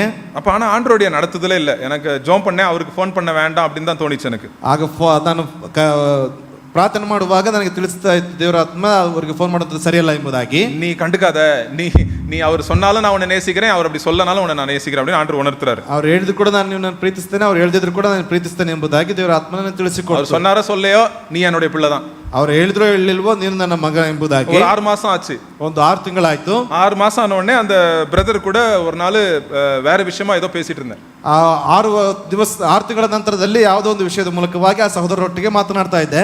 அப்போ பேசி முடிச்சோடனே இந்த சான்ஸ் கிடைச்சிச்சு. அப்போ வந்து எனக்கு அவரை பத்தி அந்த பிரதர் என்னை பத்தி நீங்க இப்படி தப்பா சொன்னீங்களா பிரதர் அப்படின்னு நான் அவர்கிட்ட கேட்டேன். நான் ಅವರ ಬಳಿಯಲ್ಲಿ ಸಮಯ ಸಿಗುವಂತ ಸಂದರ್ಭದಲ್ಲಿ ನನ್ನ ಕುರಿತಾಗಿ ಹೀಗೆ ತಪ್ಪಾಗಿ ಹೇಳಿದ್ದೀರಾ ಎಂಬುದಾಗಿ ಕೇಳಿದೆ ಅವರ ಹತ್ರ. நான் ஏதாவது தப்பு பண்ணியிருந்தா என்கிட்ட வந்து சொல்லிருக்கலாமே பிரதர், எதுக்கு நீங்க இன்னொருத்தட்ட போய் சொன்னீங்க, என்கிட்ட சொல்லுங்க, நீங்க என்ன தப்பு இருந்தா சொல்லுங்க, நான் கரெக்ட் பண்ணிக்கிறேன் பிரதர், பிரச்சனையே இல்லை அப்படின்னு சொன்னேன். ನಾನು ತಪ್ಪು ಮಾಡಿದ್ರೆ ನೇರವಾಗಿ ನನ್ನ ಬಳಿಯಲ್ಲಿ ಹೇಳ್ಬೋದಾಗಿತ್ತಲ್ಲ, ನಾನು ತಿದ್ದಿಕೊಳ್ತಾ ಇದ್ರೆ ಯಾಕೆ ಇನ್ನೊಬ್ಬರ ಬಳಿಯಲ್ಲಿ ತಿಳಿಸಿಕೊಟ್ರಿ ಎಂಬುದಾಗಿ ಕೇಳಿದೆ. அவர் சொன்னாரு, சில காரியங்களை சொன்னாரு. ಅವರು ಕೆಲವು ಕಾರ್ಯಗಳನ್ನು ತಿಳಿಸಿಕೊಟ್ರು. இன்னைக்கு நானும் அவரும் இன்னும் நல்ல க்ளோஸ் ஃப்ரெண்ட்ஸா தான் இருக்கிறோம். ಇವತ್ತಿಗೆ ನಾನು ಅವರು ಕೂಡ ಇನ್ನೂ ಒಂದು ಒಳ್ಳೆಯ ಸ್ನೇಹಿತರಾಗಿದ್ದೇವೆ. ஏன்னா ஆவியானவர் கிரியை செய்றாரு. ಅಲ್ಲಿ ಪರಿಶುದ್ಧಾತ್ಮನ ಕಾರ್ಯಗಳನ್ನು ಮಾಡಿದ್ದಾರೆ. பிசாசு பிரிக்க பார்ப்பான். ಅಲ್ಲಿ ಸೈತಾನನ್ನು ಅಲ್ಲಿ ನೋಡ್ತೇವೆ, ಬೇರ್ಪಡಿಸುವುದಕ್ಕೆ ನೋಡ್ತಾನೆ. பிசாசு தான் உறவுகளை, நம்ம குடும்பங்களிலே இருக்கிற உறவுகளை பிரிக்க பார்க்கிறது பிசாசு. ಅಲ್ಲಿ ನೋಡ್ತೇವೆ ಕುಟುಂಬದಕ್ಕಂತ ಸಂಬಂಧಗಳನ್ನು ಬೇರ್ಪಡಿಸುವುದಕ್ಕೆ ನೋಡುವಂತದ್ದೇ ಸೈತಾನನು. நண்பர்களுக்கு இருக்கிற ஒரு ஒற்றுமையை வந்து பிரிக்கிறது பிசாசு. ಅಲ್ಲಿ ಸ್ನೇಹಿತರಿಂದ ಬೇರ್ಪಡಿಸುವಿಕೆಯನ್ನು ಮಾಡುವಂತದ್ದೇ ಸೈತಾನನು ಎಂಬುದಾಗಿ. பிசாசு வந்து பிரிச்சு விட்டு வேடிக்கை பார்ப்பான். அதான் பிசாசோடைய தந்திரம், அவனுடைய யோசனைகள். ಆ ಸೈತಾನನ ಒಂದು ಯೋಚನೆ, ಆತನ ತಂತ್ರಗಳು ಏನಂತಂದ್ರೆ ಬೇರ್ಪಡಿಸುವಿಕೆ ಮೂಲಕವಾಗಿ ಆತನ ನೋಡ್ತಾನೆ ಏನೆಂಬುದಾಗಿ. ஆனா ஆவியானவர் வந்து இணைப்பார். அவர் வந்து ஒற்றுமையாக்குறது ஆவியானவருடைய காரியம். ಅಲ್ಲಿ ಪರಿಶುದ್ಧಾತ್ಮನ ಒಂದು ಕಾರ್ಯ ಏನಂತಂದ್ರೆ ಐಕ್ಯತೆಯನ್ನು ಉಂಟು ಮಾಡುವಂತದ್ದೇ ಆತನ ಒಂದು ಸಂಗತಿಗಳು ಎಂಬುದಾಗಿ. அதனாலதான் எந்த குடும்பத்திலையும் கணவன் மனைவி ஒற்றுமையா இருக்கிறாங்கன்னா அது பரிசுத்த ஆவியானவருடைய கிரியைங்க. அது ಅಲ್ಲಿ ಆ ಕಾರಣದಿಂದಾಗಿ ಗಂಡ ಹೆಂಡತಿಯರು ಐಕ್ಯತೆಯಿಂದ ಇದ್ದಾರೆ ಎಂಬುದಾಗಿ ಹೇಳುವಾಗ ಪರಿಶುದ್ಧಾತ್ಮನ ಒಂದು ನಡೆಸುವಿಕೆ ಎಂಬುದಾಗಿ. நீங்க ரொம்ப நன்றி சொல்லணும். அந்த ஒரு குடும்பத்துல ஒரு கணவன் மனைவி சந்தோஷமா இணைந்து இருக்கிறாங்கன்னா ஆண்டவருக்கு ரொம்ப நன்றி சொல்லணும். நம்ம ಆ ಕುಟುಂಬದಲ್ಲಿ ಗಂಡ ಹೆಂಡತಿ ಸಂತೋಷವಾಗಿ ಐಕ್ಯತೆಯಿಂದ ಇದ್ದಾರೆ, ಅದಕ್ಕಾಗಿ ನೀವು ಸಂತೋಷ ಪಡಬೇಕಾಗ್ತದೆ. ஒருவேளை ஒரு சில குடும்பங்களிலே கணவன் மனைவி சண்டை போட்டுட்டு இருக்கலாம், பேசாம இருக்கலாம். அது ஆண்டவர், 2 பேரும் பலவீனர்கள். அப்போ 2 பேரும் போய் ஆண்டவரே பரிசுத்தாவினால எங்களை நிரப்புங்க இன்னும் அப்படின்னு நம்ம ஜெபிக்கணும். நம்ம ಆ ಒಂದು ಕುಟುಂಬಗಳಲ್ಲಿ ಗಂಡ ಹೆಂಡತಿ ಇನ್ನೂ ಅವರು ಜಗಳ ಮಾಡ್ತಾ ಇರುವಂತ ಸಂದರ್ಭದಲ್ಲಿ ಪರಿಶುದ್ಧಾತ್ಮನ ಇನ್ನೂ ನಮಗೆ ಅಧಿಕವಾಗಿರ್ತಕ್ಕಂಥ ಬಲಗಳನ್ನು ಕೊಡ್ರಿ ಎಂಬುದಾಗಿ ಇಬ್ಬರು ಪ್ರಾರ್ಥಿಸಲ್ಪಡಬೇಕಾಗ್ತದೆ. 2 பேரும் ஆண்டவருடைய பிள்ளைகள் தான். அந்த கணவனும் ஆண்டவருடைய பிள்ளை தான், மனைவியும் ஆண்டவருடைய பிள்ளை தான். எதுக்கு பேசாம இருக்கிறாங்க? எதுக்குன்னா ஆவினாலே நிரப்பப்படல, பலவீனமா இருக்கிறாங்க ஆவியிலே. ಆ ಗಂಡ ಆಗಿರ್ಬೋದು ಹೆಂಡತಿ ಆಗಿರ್ಬೋದು ಇಬ್ಬರು ಕೂಡ ದೇವರ ಮಕ್ಕಳಾಗಿದ್ದಾರೆ. ಯಾಕೆ ಮಾತನಾಡ್ತಾ ಇಲ್ಲ ಅಂತ ಅಂದ್ರೆ ಪರಿಶುದ್ಧಾತ್ಮನಿಂದ ಅವರು ತುಂಬಿಸಲ್ಪಟ್ಟಿಲ್ಲ. ಆ ಕಾರಣದಿಂದಾಗಿ ಇಬ್ಬರು ಒಬ್ಬರಿಗೊಬ್ಬರು ಮಾತನಾಡ್ತಾ ಇಲ್ಲ. கோபம் வந்துருது, ஈகோ வந்துருது, எரிச்சல் வந்துருது. ஐயோ போப்பா என்னென்னமோ பேசியிருப்பாங்க, வாய்க்கு வந்ததெல்லாம் பேசியிருப்பாங்க. அதனால ஒற்றுமை வந்து பிரிஞ்சிருது. பிசாசு வந்து என்ன ஆக்கிடுறான்? தனிமைப்படுத்திடுறான். ಅಲ್ಲಿ ಕೋಪ ಇರ್ತದೆ, ಅದು ಒಂದು ಹೊಟ್ಟೆ ಕಿಚ್ಚಾಗಿರ್ಬೋದು ಅಥವಾ ಹೆಚ್ಚಿಸಿಕೊಳ್ಳುವಿಕೆ ಆಗಿರ್ತದೆ. ಆ ಕಾರಣದಿಂದಾಗಿ ಅವರು ಮಾತನಾಡದಿರ್ಬೋದು. ಆ ಕಾರಣದಿಂದಾಗಿ ಒಂದು ಕಾರ್ಯಗಳು ನಡೀತಾ ಇರ್ತದೆ. ஆவியானவர் இருக்கிறானா அந்த இடத்துல அன்பு இருக்கும். அதான் ஆவியானவர் இருக்கிறதுக்கு ஒரு ஒரு ஒரு ஒரு எவிடன்ஸ், ஒரு ப்ரூஃப் என்னதுன்னா அன்புங்க. ಅಲ್ಲಿ ಪರಿಶುದ್ಧಾತ್ಮನು ಇರುವಾಗ ಅಲ್ಲಿ ಪ್ರೀತಿ ಇರ್ತದೆ. ಅದಕ್ಕೆ ಒಂದು ಸಾಕ್ಷಿ ಅಂತಂದ್ರೆ ಆ ಒಂದು ಪ್ರೀತಿ ಎಂಬುದೇ. ஆவியானவர் எங்க இருக்கிறாரோ அங்க வந்து விட்டு கொடுக்கிற தன்மை இருக்கும். சரி பரவாயில்ல, சின்ன விஷயத்தை சின்னதாக வச்சிடலாம், பெருசாக்க வேண்டாம் அப்படி நம்ம என்ன பண்ணிடுவோம், சீக்கிரமாய் முனையிலே என்ன பண்ணிடுவோம், பிரச்சனைகளை நம்ம தள்ளி வச்சிருவோம். ಅಲ್ಲಿ ಪರಿಶುದ್ಧಾತ್ಮನ ನಡೆಸಿಕೊ ಇರುವಾಗ ಚಿಕ್ಕ ಒಂದು ವಿಷಯಗಳನ್ನು ದೊಡ್ಡದಾಗಿ ಮಾಡುವುದಿಲ್ಲ, ಸರಿ ಬಿಟ್ಬಿಡೋಣ ಎಂಬತಕ್ಕಂಥ ಒಂದು ಆಲೋಚನೆಗಳು ಉಂಟಾಗ್ತದೆ. எங்கிருந்து வருது இந்த பலன்? ಈ ಬಲ ಎಲ್ಲಿಂದ ಬರ್ತದೆ? விட்டு கொடுக்கிற பலன் எங்கிருந்து வருது? ಬಿಟ್ಟು ಕೊಡುವಂತ ಬಲ ಎಲ್ಲಿಂದ ಬರ್ತಾ ಇದೆ? மன்னிக்கிற பலன் எங்கிருந்து வருது? ಅಲ್ಲಿ ಕ್ಷಮಿಸುವಂತ ಬಲ ಎಲ್ಲಿಂದ ಬರ್ತಾ ಇದೆ? சிலுவையிலிருந்து வருது, ಶಿಲುಬೆಯಿಂದ ಬರ್ತಾ ಇದೆ. ஆவியானவருடைய வேலை என்னன்னா, ಪರಿಶುದ್ಧಾತ್ಮನ ಒಂದು ಕೆಲಸ ಏನಂದ್ರೆ, யோவான் 16வது அதிகாரம் பாருங்க. யோவான் 16வது அதிகாரம், ಯೋಹಾನ 16ನೇ ಅಧ್ಯಾಯ 13வது வசனத்தை படிங்க. ரொம்ப கவனமா படிங்க. ஆவியானவருடைய வேலை என்னன்றது குறித்து இங்க பார்க்கிறோம். சத்திய ஆவியாகிய அவர் வரும்போது சகல சத்தியத்துக்குள்ளும் உங்களை நடத்துவார். சத்தியத்துல தான் அவர் நடத்துவார். அப்புறம் அவர் தம்முடைய சுயமாய் பேசாமல், பரிசுத்த ஆவியானவர் சுயமாய் பேச மாட்டார். தாம் கேள்விப்பட்டவைகள் யாவையும் சொல்லி, கேள்விப்பட்டதை அவர் கேட்கிறதை சொல்லி வரப்போகிற காரியங்களை உங்களுக்கு அறிவிப்பார். 14வது வசனம், அவர் என்னுடையதில் எடுத்து உங்களுக்கு அறிவிப்பதினால் என்னை மகிமைப்படுத்துவார். சோ பரிசுத்த ஆவியானவருடைய வேலை என்னங்க? பரிசுத்தாத்மன ಕೆಲಸ ಏನಿಲ್ಲಿ? இப்போ நான் ஜெபம் பண்ண போறேன். பரிசுத்த ஆவியானவர் கிட்ட, ஆண்டவரே என்ன வந்து ரொம்ப தூஷணம் பண்ணிட்டாங்க ஆண்டவரே, இவங்க வந்து அவமானமா என்ன பேசிட்டாங்க ஆண்டவரே, எனக்கு ரொம்ப மனசு உடைஞ்சிருக்கு அப்படி நான் கண்ணீரோடு ஆண்டவர்கிட்ட நான் ஜெபிக்க போறேன். ನಾನು ದೇವರ ಬಳಿಯಲ್ಲಿ ಕಣ್ಣೀರಿಂದ, ದೇವರೇ ಇವರು ದೂಷಣೆಯನ್ನು ಮಾಡ್ತಾ ಇದ್ದಾರೆ, ನನ್ನ ಬಗ್ಗೆ ಈ ರೀತಿಯಾಗಿರ್ತಕ್ಕಂಥ ಕಾರ್ಯಗಳನ್ನು ಮಾತನಾಡಿದರೆ ಎಂಬುದಾಗಿ ಪ್ರಾರ್ಥನೆ ಮಾಡೋದಕ್ಕಾಗಿ ಹೋಗ್ತಾ ಇದ್ದಾನೆ. அப்ப பாருங்க, அங்க ஆவியானவர் என்ன பண்றார்? ஆவியானவருடைய வேலை என்ன? ಅಲ್ಲಿ ಪರಿಶುದ್ಧಾತ್ಮನ ಒಂದು ಕೆಲಸ ಏನು? இப்ப என்ன சொல்லுது இந்த வசனம் ಏನಂತ ಹೇಳಿದೆ? ஏசப்பாட்டிருந்து எடுத்து, அவர் ஏசப்பா காரியத்தை எடுத்து நம்மகிட்ட அவர் வந்து சப்ளை பண்ணுவாராம். ಅಲ್ಲಿ ಯೇಸುಕ್ರಿಸ್ತನಿಂದ ತೆಗೆದುಕೊಂಡು ಅದನ್ನು ನಿಮಗೆ ಪೂರೈಸುವಂತನಾಗಿದ್ದಾನೆ ಎಂಬುದಾಗಿ. ஏசப்பா வந்து சிலுவையை காட்டுவார். பரிசுத்தாவியானவர் ஆண்டவருடைய சிலுவையை காட்டுவார் நம்மளுக்கு. ಪರಿಶುದ್ಧಾತ್ಮನು ಯೇಸುಕ್ರಿಸ್ತನ ಶಿಲುಬೆಯನ್ನು ತೋರಿಸಿಕೊಡ್ತಾರೆ. நீ மாத்திரம் அவமானப்படல, நானும் அவமானப்பட்டிருக்கேன் அப்படின்னு ஏசப்பா சொல்லுவார். ನೀನು ಮಾತ್ರ ಅವಮಾನವನ್ನು ಹೊಂದಿಲ್ಲ, ನಾನು ಕೂಡ ಅವಮಾನ ಹೊಂದಿದ್ದೇನೆ ಎಂಬುದಾಗಿ. நீ வந்து குற்றம் சாட்டப்படல, நானும் குற்றம் சாட்டப்பட்டிருக்கிறேன்னு சொல்லுவாங்க. ನೀನು ಮಾತ್ರ ತಪ್ಪಾದಂತ ಸಾಕ್ಷಿಯನ್ನು ಹೊಂದಿಕೊಳ್ಳಲಿಲ್ಲ, ನಾನು ಕೂಡ ತಪ್ಪಾದಂತ ಸಾಕ್ಷಿಯನ್ನು ಹೊಂದಿಕೊಂಡಿದ್ದೇನೆ. சில டைம் என்ன ஆகும், லைக் வந்து சில பேர் வந்து நினைப்பாங்க ஏசப்பா போட்டோல அழகா அவர் மூஞ்சி வந்து அப்படியே லாங் முடி இருக்கும், அழகா அப்படியே ரொம்ப பிம்பிள்ஸ் இல்லாம ஏசப்பா மூஞ்சி அழகா இருக்கும் போட்டோல. ಅಲ್ಲಿ ಕೆಲವು ಚಿತ್ರಗಳಲ್ಲಿ ನೋಡೋದಾದ್ರೆ ಯೇಸುಕ್ರಿಸ್ತನ ಒಂದು ಮುಖವನ್ನು ನೋಡೋದಾದ್ರೆ ಉದ್ದವಾದಂತ ಕೂದಲುಗಳು ಮತ್ತು ಗುಳ್ಳೆಗಳು ಇಲ್ದಿರತಕ್ಕಂತ ಒಂದು ಮುಖವನ್ನು ತೋರಿಸಿರ್ತಾರೆ. ஆனா பைபிள் என்ன சொல்லுது, ஏசப்பா எப்படி இருந்தாராம் பாக்குறதுக்கு? ಆದ್ರೆ ಸತ್ಯವೇದವು ಯಾವ ರೀತಿಯಾಗಿ ಹೇಳ್ತದೆ, ಯೇಸು ಸ್ವಾಮಿ ನೋಡೋದಕ್ಕೆ ಯಾವ ರೀತಿಯಾಗಿದ್ರು ಅಂದ್ರೆ, அவரை பார்க்கும்போது அவர் மூஞ்சி வந்து அசிங்கமா இருந்துச்சு ஏசப்பா மூஞ்சி. ಅವರು ನೋಡುವುದಕ್ಕೆ ಯಾವುದೇ ರೀತಿಯಾದಂತ ಅಂದ ಚಂದಗಳು ಇರಲಿಲ್ಲ ಎಂಬುದಾಗಿ. அது வந்து ஏசாயா 53வது அதிகாரத்தை திருப்ப வேண்டாம். அங்க வந்து அவரை பார்க்கிறதுக்கு அவர்கிட்ட நல்ல பார்க்கிறதுக்கே சகிக்காத ஏசப்பா மூஞ்ச. ಅಲ್ಲಿ 53 ಏಷಾಯ 53ನೇ ಅಧ್ಯಾಯದಲ್ಲಿ ನೋಡೋದಾದ್ರೆ ಆತನಲ್ಲಿ ನೋಡುವುದಕ್ಕೆ ಯಾವುದೇ ರೀತಿಯಾದಂತ ಅಂದ ಚಂದಗಳು ಇರಲಿಲ್ಲ ಎಂಬುದಾಗಿ. சரீர பிரகாரமா இயேசு கிறிஸ்துவிட்ட அழகில்லை அப்படின்னு தான் ஆண்டவருடைய வசனம் சொல்லுது. ದೇವರ ವಚನ ಹೇಳ್ತದೆ ಶಾರೀರಿಕವಾಗಿ ಆತನಲ್ಲಿ ಯಾವುದೇ ಒಂದು ಸುಂದರವಿಕೆ ಇರಲಿಲ್ಲ ಎಂಬುದಾಗಿ. பின்ன ஏன் அட்ராக்ட் ஆகிறோம் நம்மலாம் ஏன் ஏசப்பாவை நேசிக்கிறோம்? ಯಾಕೆ ಯೇಸು ಕ್ರಿಸ್ತನನ್ನು ನಾವು ಪ್ರೀತಿಸ್ತೇವೆ? ಯಾಕೆ ஏசு கிறிஸ்து பார்க்கிறதுக்கு அழகா இல்ல, எதுக்கு நம்ம நேசிக்கிறோம் அவரை? ಯಾಕೆ ಯೇಸು ಕ್ರಿಸ್ತ ನೋಡೋದಕ್ಕೆ ಸುಂದರವಾಗಿಲ್ಲ, ಯಾಕೆ ಅವರನ್ನು ಪ್ರೀತಿಸ್ತೇವೆ? எதுக்கு? ಯಾಕೆ? அவருடைய சுபாவத்தை நம்ம நேசிக்கிறோம். ಅವರ ಸ್ವಭಾವವನ್ನು ನಾವು ಪ್ರೀತಿಸುತ್ತೇವೆ. அவருடைய இதயத்தை நம்ம நேசிக்கிறோம். ಅವರ ಹೃದಯವನ್ನು ನಾವು ಪ್ರೀತಿಸುತ್ತೇವೆ. ಇದರಿಂದ ಆಂಡ್ರೆ என்ன சொல்றாரு? ಇದರ ಮೂಲಕವಾಗಿ ಏನ್ ಹೇಳ್ತಾರೆ? நீ பார்க்க எப்படி இருக்கியோ அது முக்கியம் இல்ல, ನೀನು ನೋಡೋದಕ್ಕೆ ಯಾವ ರೀತಿಯಾಗಿದೆ ಅದು ಮುಖ್ಯವಲ್ಲ, உன் இருதயம் எப்படி இருக்கு, ನಿನ್ನ ಹೃದಯ ಯಾವ ರೀತಿಯಾಗಿದೆ அதான் அட்ராக்ட் பண்ணும் நம்மள. ಅದೇ ನಮ್ಮನ್ನು ಆಕರ್ಷಣೆ ಮಾಡ್ತದೆ. நம்மளோட இருதயம் தான் மத்தவங்களை அட்ராக்ட் பண்ணும். இயேசு கிறிஸ்து இருதயம் நம்மளை அட்ராக்ட் பண்ணி இருக்குது. ಯೇಸು ಕ್ರಿಸ್ತನ ಹೃದಯ ನಮ್ಮನ್ನು ಆಕರ್ಷಣೆಗೆ ಒಳಪಡಿಸ್ತಾ ಇದೆ. பரவாயில்ல, எனக்கு வந்து சின்ன வயசுல என்ன கரியா அப்படின்னு யாரோ சொல்லிட்டு எனக்கு ரொம்ப கோவம் வந்துடும். ಆ ಚಿಕ್ಕ ವಯಸ್ಸಿನಲ್ಲಿ ಯಾರಾದ್ರೂ ನನ್ನ ಕರಿ ಅಂತ ಹೇಳಿದ್ರೆ ತುಂಬಾ ಕೋಪ ಬರ್ತಾ ಇತ್ತು. அது எங்க தம்பி எல்லாம் அது கொஞ்சம் இவனுக்கு தெரியும், இவனுக்கு இந்த வார்த்தை சொன்னா இவனுக்கு பிடிக்காது, அதான் கரியா இன்னும் நிறைய சொல்லுவாங்க. ನನ್ನ ತಮ್ಮಂದ್ರಿಗೆ ಗೊತ್ತಿತ್ತು ಕರಿಯ ಎಂಬುದಾಗಿ ಹೇಳುವಾಗ ಇವ್ರಿಗೆ ಇಷ್ಟವಾಗದಿಲ್ಲ ಎಂಬುದಾಗಿ ಅದನ್ನ ಪ್ರತಿ ಸರಿ ಹೇಳ್ತಾ ಇದ್ರು ಅವರು. அப்புறம் ஒரு டைம்ல வந்து கரியான்னு எவ்வளவு வேணா சொல்லிக்கோ, எனக்கு ஒன்றும் பிரச்சனையே இல்லைன்னு சொன்னேன். ನೀನು ಎಷ್ಟು ಬೇಕಾದ್ರೂ ಕರಿ ಅಂತ ಕರೆದುಕೋ, ನನಗೆ ಏನು ತೊಂದರೆ ಇಲ್ಲ ಎಂಬುದಾಗಿ ಹೇಳಿದೆ. ஏன்னா இயேசு கிறிஸ்துவும் அவர் அழகா இல்ல, பட் அவருடைய கேரக்டர் தான் அவருக்கு முக்கியம் அப்படின்னு சொன்னார். ಅಲ್ಲಿ ನೋಡ್ತೀವಿ ಯೇಸು ಕ್ರಿಸ್ತನ ಸುಂದರವಾಗಿಲ್ಲ, ಆತನ ಒಂದು ಸ್ವಭಾವ, ಆತನ ಗುಣಲಕ್ಷಣಗಳು ಸುಂದರವಾಗಿದೆ ಎಂಬುದಾಗಿ. இயேசு கிறிஸ்து வந்து பரிசுத்தாவியானவர் இதான் நம்மளுக்கு காட்டுறார். ಯೇಸು ಕ್ರಿಸ್ತನ ಮೂಲಕವಾಗಿ ಪರಿಶುದ್ಧಾತ್ಮನು ಇದೇ ನಮಗೆ ತೋರಿಸಿಕೊಡ್ತಾ ಇದ್ದಾರೆ. சொல்ல நீ குண்டா இருக்கிறியோ, ஒல்லியா இருக்கிறியோ, ஹைட்டா இருக்கியோ, குள்ளமா இருக்கிறியோ, முடி இருக்கோ முடி இல்லையோ, நான் உன்னை நேசிக்கிறேன். ನೀನು ಗುಂಡಾಗಿದೆಯೋ, ತಳ್ಳಗಿದೆಯೋ, ಬೆಳ್ಳಗಿದೆಯೋ, ಕಪ್ಪಗಿದೆಯೋ, ಯಾವುದೇ ರೀತಿಯಾಗಿದ್ರು ಕೂಡ ನಾನು ನಿನ್ನ ಮನ ಪ್ರೀತಿಸ್ತೇನೆ. நான் உங்களை திக்கட்டவர்களாய் விடேன். ನಾನು ನಿಮ್ಮನ್ನ ದಿಕ್ಕಿಲ್ಲದವರನ್ನಾಗಿ ಬಿಡುವುದಿಲ್ಲ. ஆண்டவர் நம்மளை நேசிக்கிறாருங்க. ದೇವರು ನಮ್ಮನ್ನ ಪ್ರೀತಿಸುತ್ತಾರೆ. பரிசுத்தாவியானவர் அதை உணர்த்துறாரு நம்மளுக்கு. ಪರಿಶುದ್ಧಾತ್ಮನು ನಮಗೆ ಅದನ್ನ ತೋರ್ಪಡಿಸ್ತಾ ಇದ್ದಾನೆ. சந்தேகமா இருக்கும், ஐயோ நான் ஆண்டவருடைய பிள்ளை தானா அப்படின்னு நமக்கு சந்தேகமா இருக்கும். ಕೆಲವು ಸಂದರ್ಭಗಳಲ್ಲಿ ನಮಗೆ ಸಂದೇಹ ಉಂಟಾಗ್ತದೆ, ನಾನು ದೇವರ ಮಗಳ ಎಂಬುದಾಗಿ. ஐயோ நான் ஆண்டவர்கிட்ட தூரமா போயிட்டேனோ அப்படின்னு நம்மளுக்கு சந்தேகம் வரும். ನಾನು ದೇವರಿಂದ ದೂರ ಹೋಗಿದ್ದೇನೆ ಅಂತಕ್ಕಂಥ ಒಂದು ಸಂದೇಹ ನಮ್ಮಲ್ಲಿ ಉಂಟಾಗ್ತದೆ. அந்த டைம்ல ஆண்டவர் என்ன சொல்றாரு ஜெபத்துல, ரோமர் 8வது அதிகாரம், ಆ ಸಂದರ್ಭದಲ್ಲಿ ಪ್ರಾರ್ಥನೆಯಲ್ಲಿ ದೇವರು ಏನಂತ ಹೇಳ್ತಾ ಇದ್ದಾರೆ? ರೋಮರ್ 8ನೇ ಅಧ್ಯಾಯ 8வது அதிகாரத்துல பாருங்க, நம்ம வந்து அப்பா பிதாவேன்னு கூப்பிடும் போது அதுக்கு பதில் என்ன வருதான்? 16வது வசனம் பாருங்க. ಅಲ್ಲಿ ನೋಡ್ತೇವೆ, ಅಪ್ಪ ತಂದೆ ಎಂಬುದಾಗಿ ಕರೆಯುವಾಗ ಅದಕ್ಕೆ ಉತ್ತರಗಳು ಏನಂತ ಸಿಗ್ತದೆ?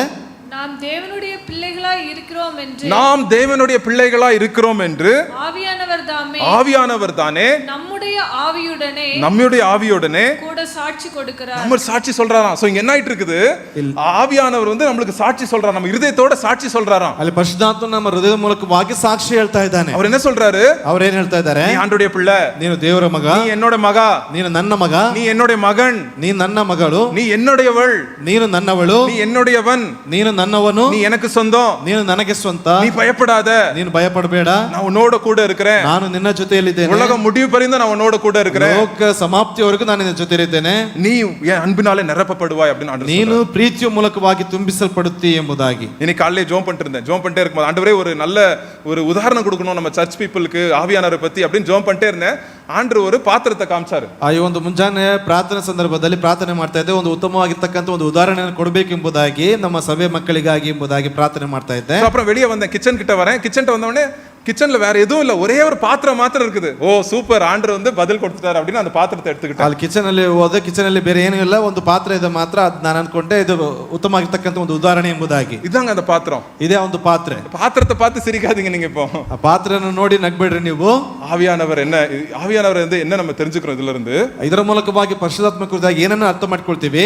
நம்ம வந்து எனக்கு எல்லாம் தெரியும், அப்படி நான் நிரம்பி இருக்கிற பாத்திரம் போல ஆண்டர்கிட்ட வந்து ஆண்டர் நம்மளை நிரப்ப முடியாதுங்க. ನನಗೆ ಎಲ್ಲವೂ ಗೊತ್ತಿದೆ ಎಂಬುದಾಗಿ ತುಂಬಿದ ಪಾತ್ರ ರೀತಿಯಲ್ಲಿ ಬರುವಾಗ ದೇವರನ್ನು ಕೂಡ ಮಾಡುವುದಕ್ಕಾಗುವುದಿಲ್ಲ. ஆண்டவரே எனக்கு குடும்பம் நடத்த தெரியாது, ದೇವರೇ ನನಗೆ ಕುಟುಂಬವನ್ನು ನಡೆಸುವುದಕ್ಕೆ ಗೊತ್ತಿಲ್ಲ, ஆண்டவரே எனக்கு வேலை செய்ய தெரியாது, ದೇವರೇ ನನಗೆ ಕೆಲಸ ಮಾಡುವಂತದ್ದು ಗೊತ್ತಿಲ್ಲ, ஆண்டவரே எனக்கு பேச்சு திறமை இல்ல, ದೇವರೇ ನನಗೆ ಮಾತನಾಡುವಂತ ಸಾಮರ್ಥ್ಯ ಇಲ್ಲ. ஆண்டவரே உம்முடைய ஆவினாலே என்ன நிரப்புங்க. ದೇವರೇ ನಿನ್ನ ಪರಿಶುದ್ಧಾತ್ಮನಿಂದ ತುಂಬಿಸಲ್ಪಡ್ರಿ. இதுவரைக்கும் நான் பழைய பேதுரு போல ஆண்டவரே என் சுயம் நிரம்பி இருந்துச்சு, என் சுய மரியாதை சுய ஈகோ தான் நிரம்பி இருந்துச்சு. இப்போ ஆண்டவரே எல்லாம் வேண்டாம்ப்பா நான் கொட்டிடுறேன், நீங்க உங்களுடைய ஆவினாலே என்ன நிரப்புங்க. ಇಲ್ಲಿ ತನಕ ಹಳೆಯ ಪೇತ್ರನ ರೀತಿಯಲ್ಲಿ ಒಂದು ಹೆಚ್ಚಿಸಿಕೊಳ್ಳುವಾಗಿರ್ಬೋದು ಅಥವಾ ಸ್ವಂತ ಮಾತುಗಳಾಗಿರ್ಬೋದು ಅದರ ಮೂಲಕವಾಗಿ ತುಂಬಿಸ್ತಾ ಇದ್ದೆ. ஆண்டவரே எனக்கு மெசேஜ் கொடுக்க கூட தெரியாது, என் பிள்ளைகளை வளர்க்க கூட எனக்கு தெரியாது, நீங்க தான் ஆண்டவரே சொல்லி கொடுக்கணும். ಆ ಮೆಸೇಜ್ ಕೊಡುವಂತದ್ದು ಕೂಡ ಗೊತ್ತಿಲ್ಲ, ಮಕ್ಕಳನ್ನು ಬೆಳೆಸುವಂತದ್ದು ಕೂಡ ಗೊತ್ತಿಲ್ಲ, ಅದನ್ನ ನೀವು ತಿಳಿಸ್ಕೊಡ್ಬೇಕು. அப்ப ஆண்டவரே நான் போறேன், காலி பாத்திரமாய் நான் போறேன், ಖಾಲಿ ಪಾತ್ರೆ ರೀತಿಯಲ್ಲಿ ದೇವರ ಬಳಿಗೆ ಹೋಗ್ತಾ ಇದ್ದೇನೆ, தாகத்தோட போறேன், ದಾಹದಿಂದ ಹೋಗ್ತಾ ಇದ್ದೇನೆ. தாகத்தோட போகும்போது ஆண்டவர் நம்மளை நிரப்புறாருங்க. ದಾಹದಿಂದ ಹೋಗುವಾಗ ದೇವರು ನಮ್ಮನ್ನು ತುಂಬಿಸಲ್ಪಡ್ತಾ ಇದ್ದಾರೆ. யோவான் 7வது அதிகாரம் 37வது வசனத்தை பார்ப்போம். ಯೋಹಾನ 7ನೇ 37ನೇ ವಚನವನ್ನು ಓದಿಕೊಳ್ಳೋಣ. அதாங்க இந்த வசனம் சொல்லுது. ಏನಂತ ಹೇಳ್ತಿದೆ ಒಂದು ವಚನ 37வது வசனத்துல செகண்ட் பாஃப்ல இருந்து படிங்க. இயேசு கிறிஸ்து சொல்றத சத்தமிட்டு ஏசப்பா கத்தி கூப்பிடுறாரு. ஏசப்பா கத்துறது நம்ம நிறைய பார்க்க மாட்டோம், இந்த இடத்துல பார்க்கிறோம். கத்தி சொல்றாரு இயேசு கிறிஸ்து ஒரு காரியத்தை. கத்தி சொல்ற காரியம் என்னன்றதை பார்ப்போம். இயேசு நின்று சத்தமிட்டு ஒருவன் தாகமாயிருந்தால் என்னிடத்தில் வந்து பானம் பண்ண கடவன். வேத வாக்கியம் சொல்லுகிறபடி என்னிடத்தில் விசுவாசமாய் இருக்கிறவன் எவனோ அவன் உள்ளத்திலிருந்து ஜீவ தண்ணீருள்ள நதிகள் ஓடும் அப்படின்னு ஆண்டவர் சொல்றாருங்க. ಇಲ್ಲಿ ನೋಡ್ತೇವೆ ಅಲ್ಲಿ ಆತನ ಒಂದು ಹೊಟ್ಟೆ ಒಳಗಿಂದ ಜೀವವುಳ್ಳ ನೀರಿನ ಹೊಲೆಗಳು ಹರಿಯಲ್ಪಡುತ್ತದೆ ಎಂಬುದಾಗಿ ಕೂಗಿ ಹೇಳ್ತಾ ಇದ್ದಾನೆ. சோ ஆட்டோமேட்டிக்கா வந்துருச்சா தண்ணி? ಅಲ್ಲಿ ತಕ್ಷಣವಾಗಿ ಬಂತ ನೀರು. அதுக்கு முன்னாடி ஃபர்ஸ்ட் என்ன சொல்றாரு ஆண்டவர்? ಅದಕ್ಕಿಂತ ಮುಂಚಿತವಾಗಿ என்னவா இருக்கணுமா? ஃபர்ஸ்ட்ங்க என்னவா இருக்கணுமாங்க? தாகமா இருக்கணும். தாகம் உள்ளவன் மேல் என் தண்ணீரை நான் ஊத்துவேன். தாகம் தான் ஃபர்ஸ்ட். ಅಲ್ಲಿ ದಾಹ ನೀರಡಿಕೆ ಆಗಿರುವಂತದ್ದು ಮೊದಲು ಎಂಬುದಾಗಿ. ரெண்டாவது ஆண்டர்ட்ட வரணும். என்கிட்ட வா, நீ தாகமா இருக்க, என்கிட்ட வராம இருந்துராத, தாகமா இருக்கியா என்கிட்ட வா அப்படின்னு இயேசு கிறிஸ்து சொல்றாரு. ನೀನು ನೀರಡಿಕೆ ಆಗಿದೆಯಾ ನಿನಗೆ ನನ್ನ ಬಳಿಗೆ ಬಾ ಎಂಬುದಾಗಿ ಅಲ್ಲಿ ಹೇಳ್ತಾ ಇದ್ದಾರೆ. மூணாவது என்ன சொல்றாரு ஆண்டவர்? என்கிட்ட வந்து நீ குடி அப்படின்றாரு ஆண்டவர். ನನ್ನ ಬಳಿಗೆ ಬಂದು ಮೂರನೇದಾಗಿ ಕುಡಿ ಎಂಬುದಾಗಿ ಹೇಳ್ತಾ ಇದ್ದಾರೆ. அந்த ஒரு ஸ்திரீ கிட்ட சொன்னார், 5 கல்யாணம் பண்ணி அந்த ஸ்திரீக்கு வந்து திருப்தியா இல்லாத ஒரு ஸ்திரீ கிட்ட ஆண்டவர் ஒரு காரியத்தை சொல்றாரு. ಅಲ್ಲಿ 5 ಮದುವೆಗಳನ್ನು ಮಾಡಿಕೊಂಡ್ರು ಕೂಡ ತೃಪ್ತಿ ಇರತಕ್ಕಂತ ಜೀವಿತದಿಂದ ಜೀವಿಸತಕ್ಕಂತ ಒಂದು ಸ್ತ್ರೀಯ ಬಳಿಗೆ ಹೇಳ್ತಾ ಇದ್ದಾರೆ. அந்த ஸ்திரீ கிட்ட ஆண்டவர் வந்து திட்டாம அன்பா சொல்றாரு, அம்மா நீ வந்து இவ்வளோ தண்ணியை நீ எங்கெங்கயோ தண்ணி தேடி போன, நான் கொடுக்கிற ஜீவ தண்ணியை குடி, உனக்கு தாகமே எடுக்காது அப்படின்னு அந்த அம்மாட்ட சொல்றாரு. ಆ ಬಳಿ ಆ ತಾಯಿಯ ಬಳಿಯಲ್ಲಿ ತಾಯಿ, ಅಮ್ಮ ನೀನು ಆ ಒಂದು ನೀರಿಗಾಗಿ ಎಲ್ಲೆಲ್ಲೋ ಹೋಗ್ತಾ ಇದ್ದೆ, ಆದ್ರೆ ನೀ ನನ್ನ ಬಳಿಗೆ ಬಾ, ಒಂದು ನೀರನ್ನು ಕುಡಿಯುವಾಗ ನಿನಗೆ ದಾಹವೇ ಆಗುವುದಿಲ್ಲ ಎಂಬುದಾಗಿ அன்பை தேடிட்டு அந்த சகோதரங்கிட்ட இந்த சகோதரங்கிட்ட அன்பை தேடி நீ போற, நீ என்கிட்ட வா, நான் உனக்கு ஜீவ தண்ணீர் தரேன் அப்படின்னு ஏசப்பா சொல்றாரு. ಆ ಒಂದು ಪ್ರೀತಿಗಾಗಿ ಆ ಸಹೋದರ ಬಳಿಯಲ್ಲಿ ಇಲ್ಲಿ ಅಲ್ಲಿ ಹೋಗ್ತಾ ಇದೆಯಾ, ನನ್ನ ಬಳಿಗೆ ಬಾ, ಆ ಒಂದು ಜೀವದ ಬಗ್ಗೆ ಕೊಡಲ್ಪಡುತ್ತೆ. ஒரே ஒரு காரியம், உனக்கு தாகமா இருக்குதா? ಒಂದೇ ಒಂದು ಕಾರ್ಯ, ನಿನಗೆ ನೀರಡಿಕೆ ಆಗಿದೆಯಾ? தாகமா இருக்குதா?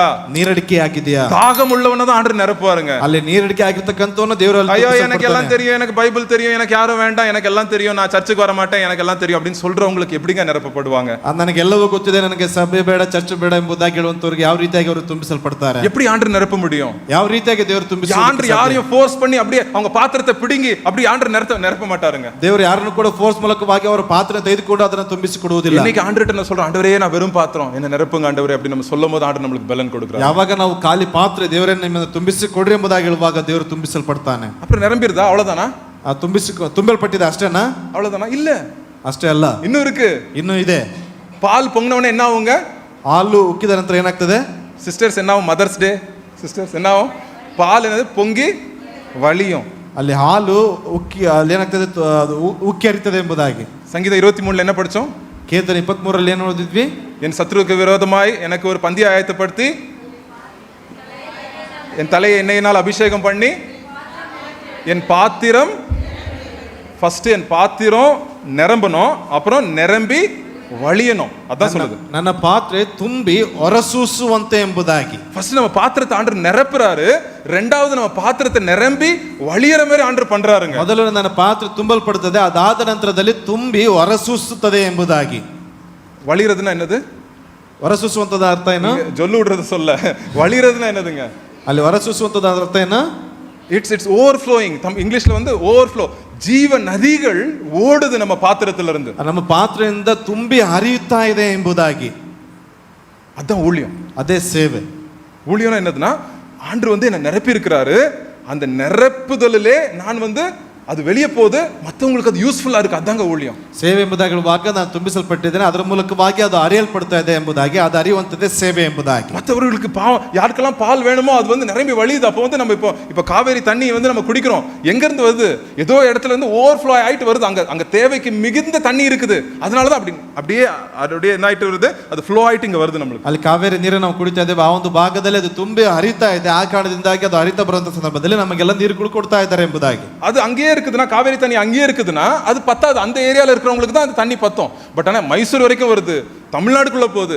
ஏங்க அது நிரம்பி வழியுதுங்க. அதனாலதான் மற்றவர்களுக்கு பிரயோஜனமா இருக்கு அந்த தண்ணி. ಆ ಒಂದು ನದಿ ಅದು ತುಂಬಿ ಹರಿತಾ ಇರ್ತಕ್ಕಂಥ ಸಂದರ್ಭದಲ್ಲಿ ಕೇವಲ ಆ ಒಂದು ಭಾಗದವರಿಗೆ ಮಾತ್ರ ಅದು ಆಗ್ತದೆ. ಆದ್ರೆ ಇಲ್ಲಿ ನೋಡೋದು ಅದರ ತುಂಬಿ ಹರಿಯುವಂತ ಸಂದರ್ಭದಲ್ಲಿ ಮೈಸೂರು ಪ್ರಾಂತ್ಯದವರಿಗೆ ಮತ್ತು ಮಾತ್ರ ತಮಿಳುನಾಡು ಭಾಗದವರ್ತಕ್ಕಂಥ ಪ್ರತಿಯೊಬ್ಬರಿಗೂ ಅದು ನೀರು ಕೊಡಲ್ಪಡ್ತಾ ಇದೆ ಎಂಬುದಾಗಿ. ஆண்டவர் வந்து நம்ம ஆவியானவர் நம்மளை நிரப்பும் போது நம்ம வந்து என்ன வரும், நம்ம வாழ்க்கை மாறுது.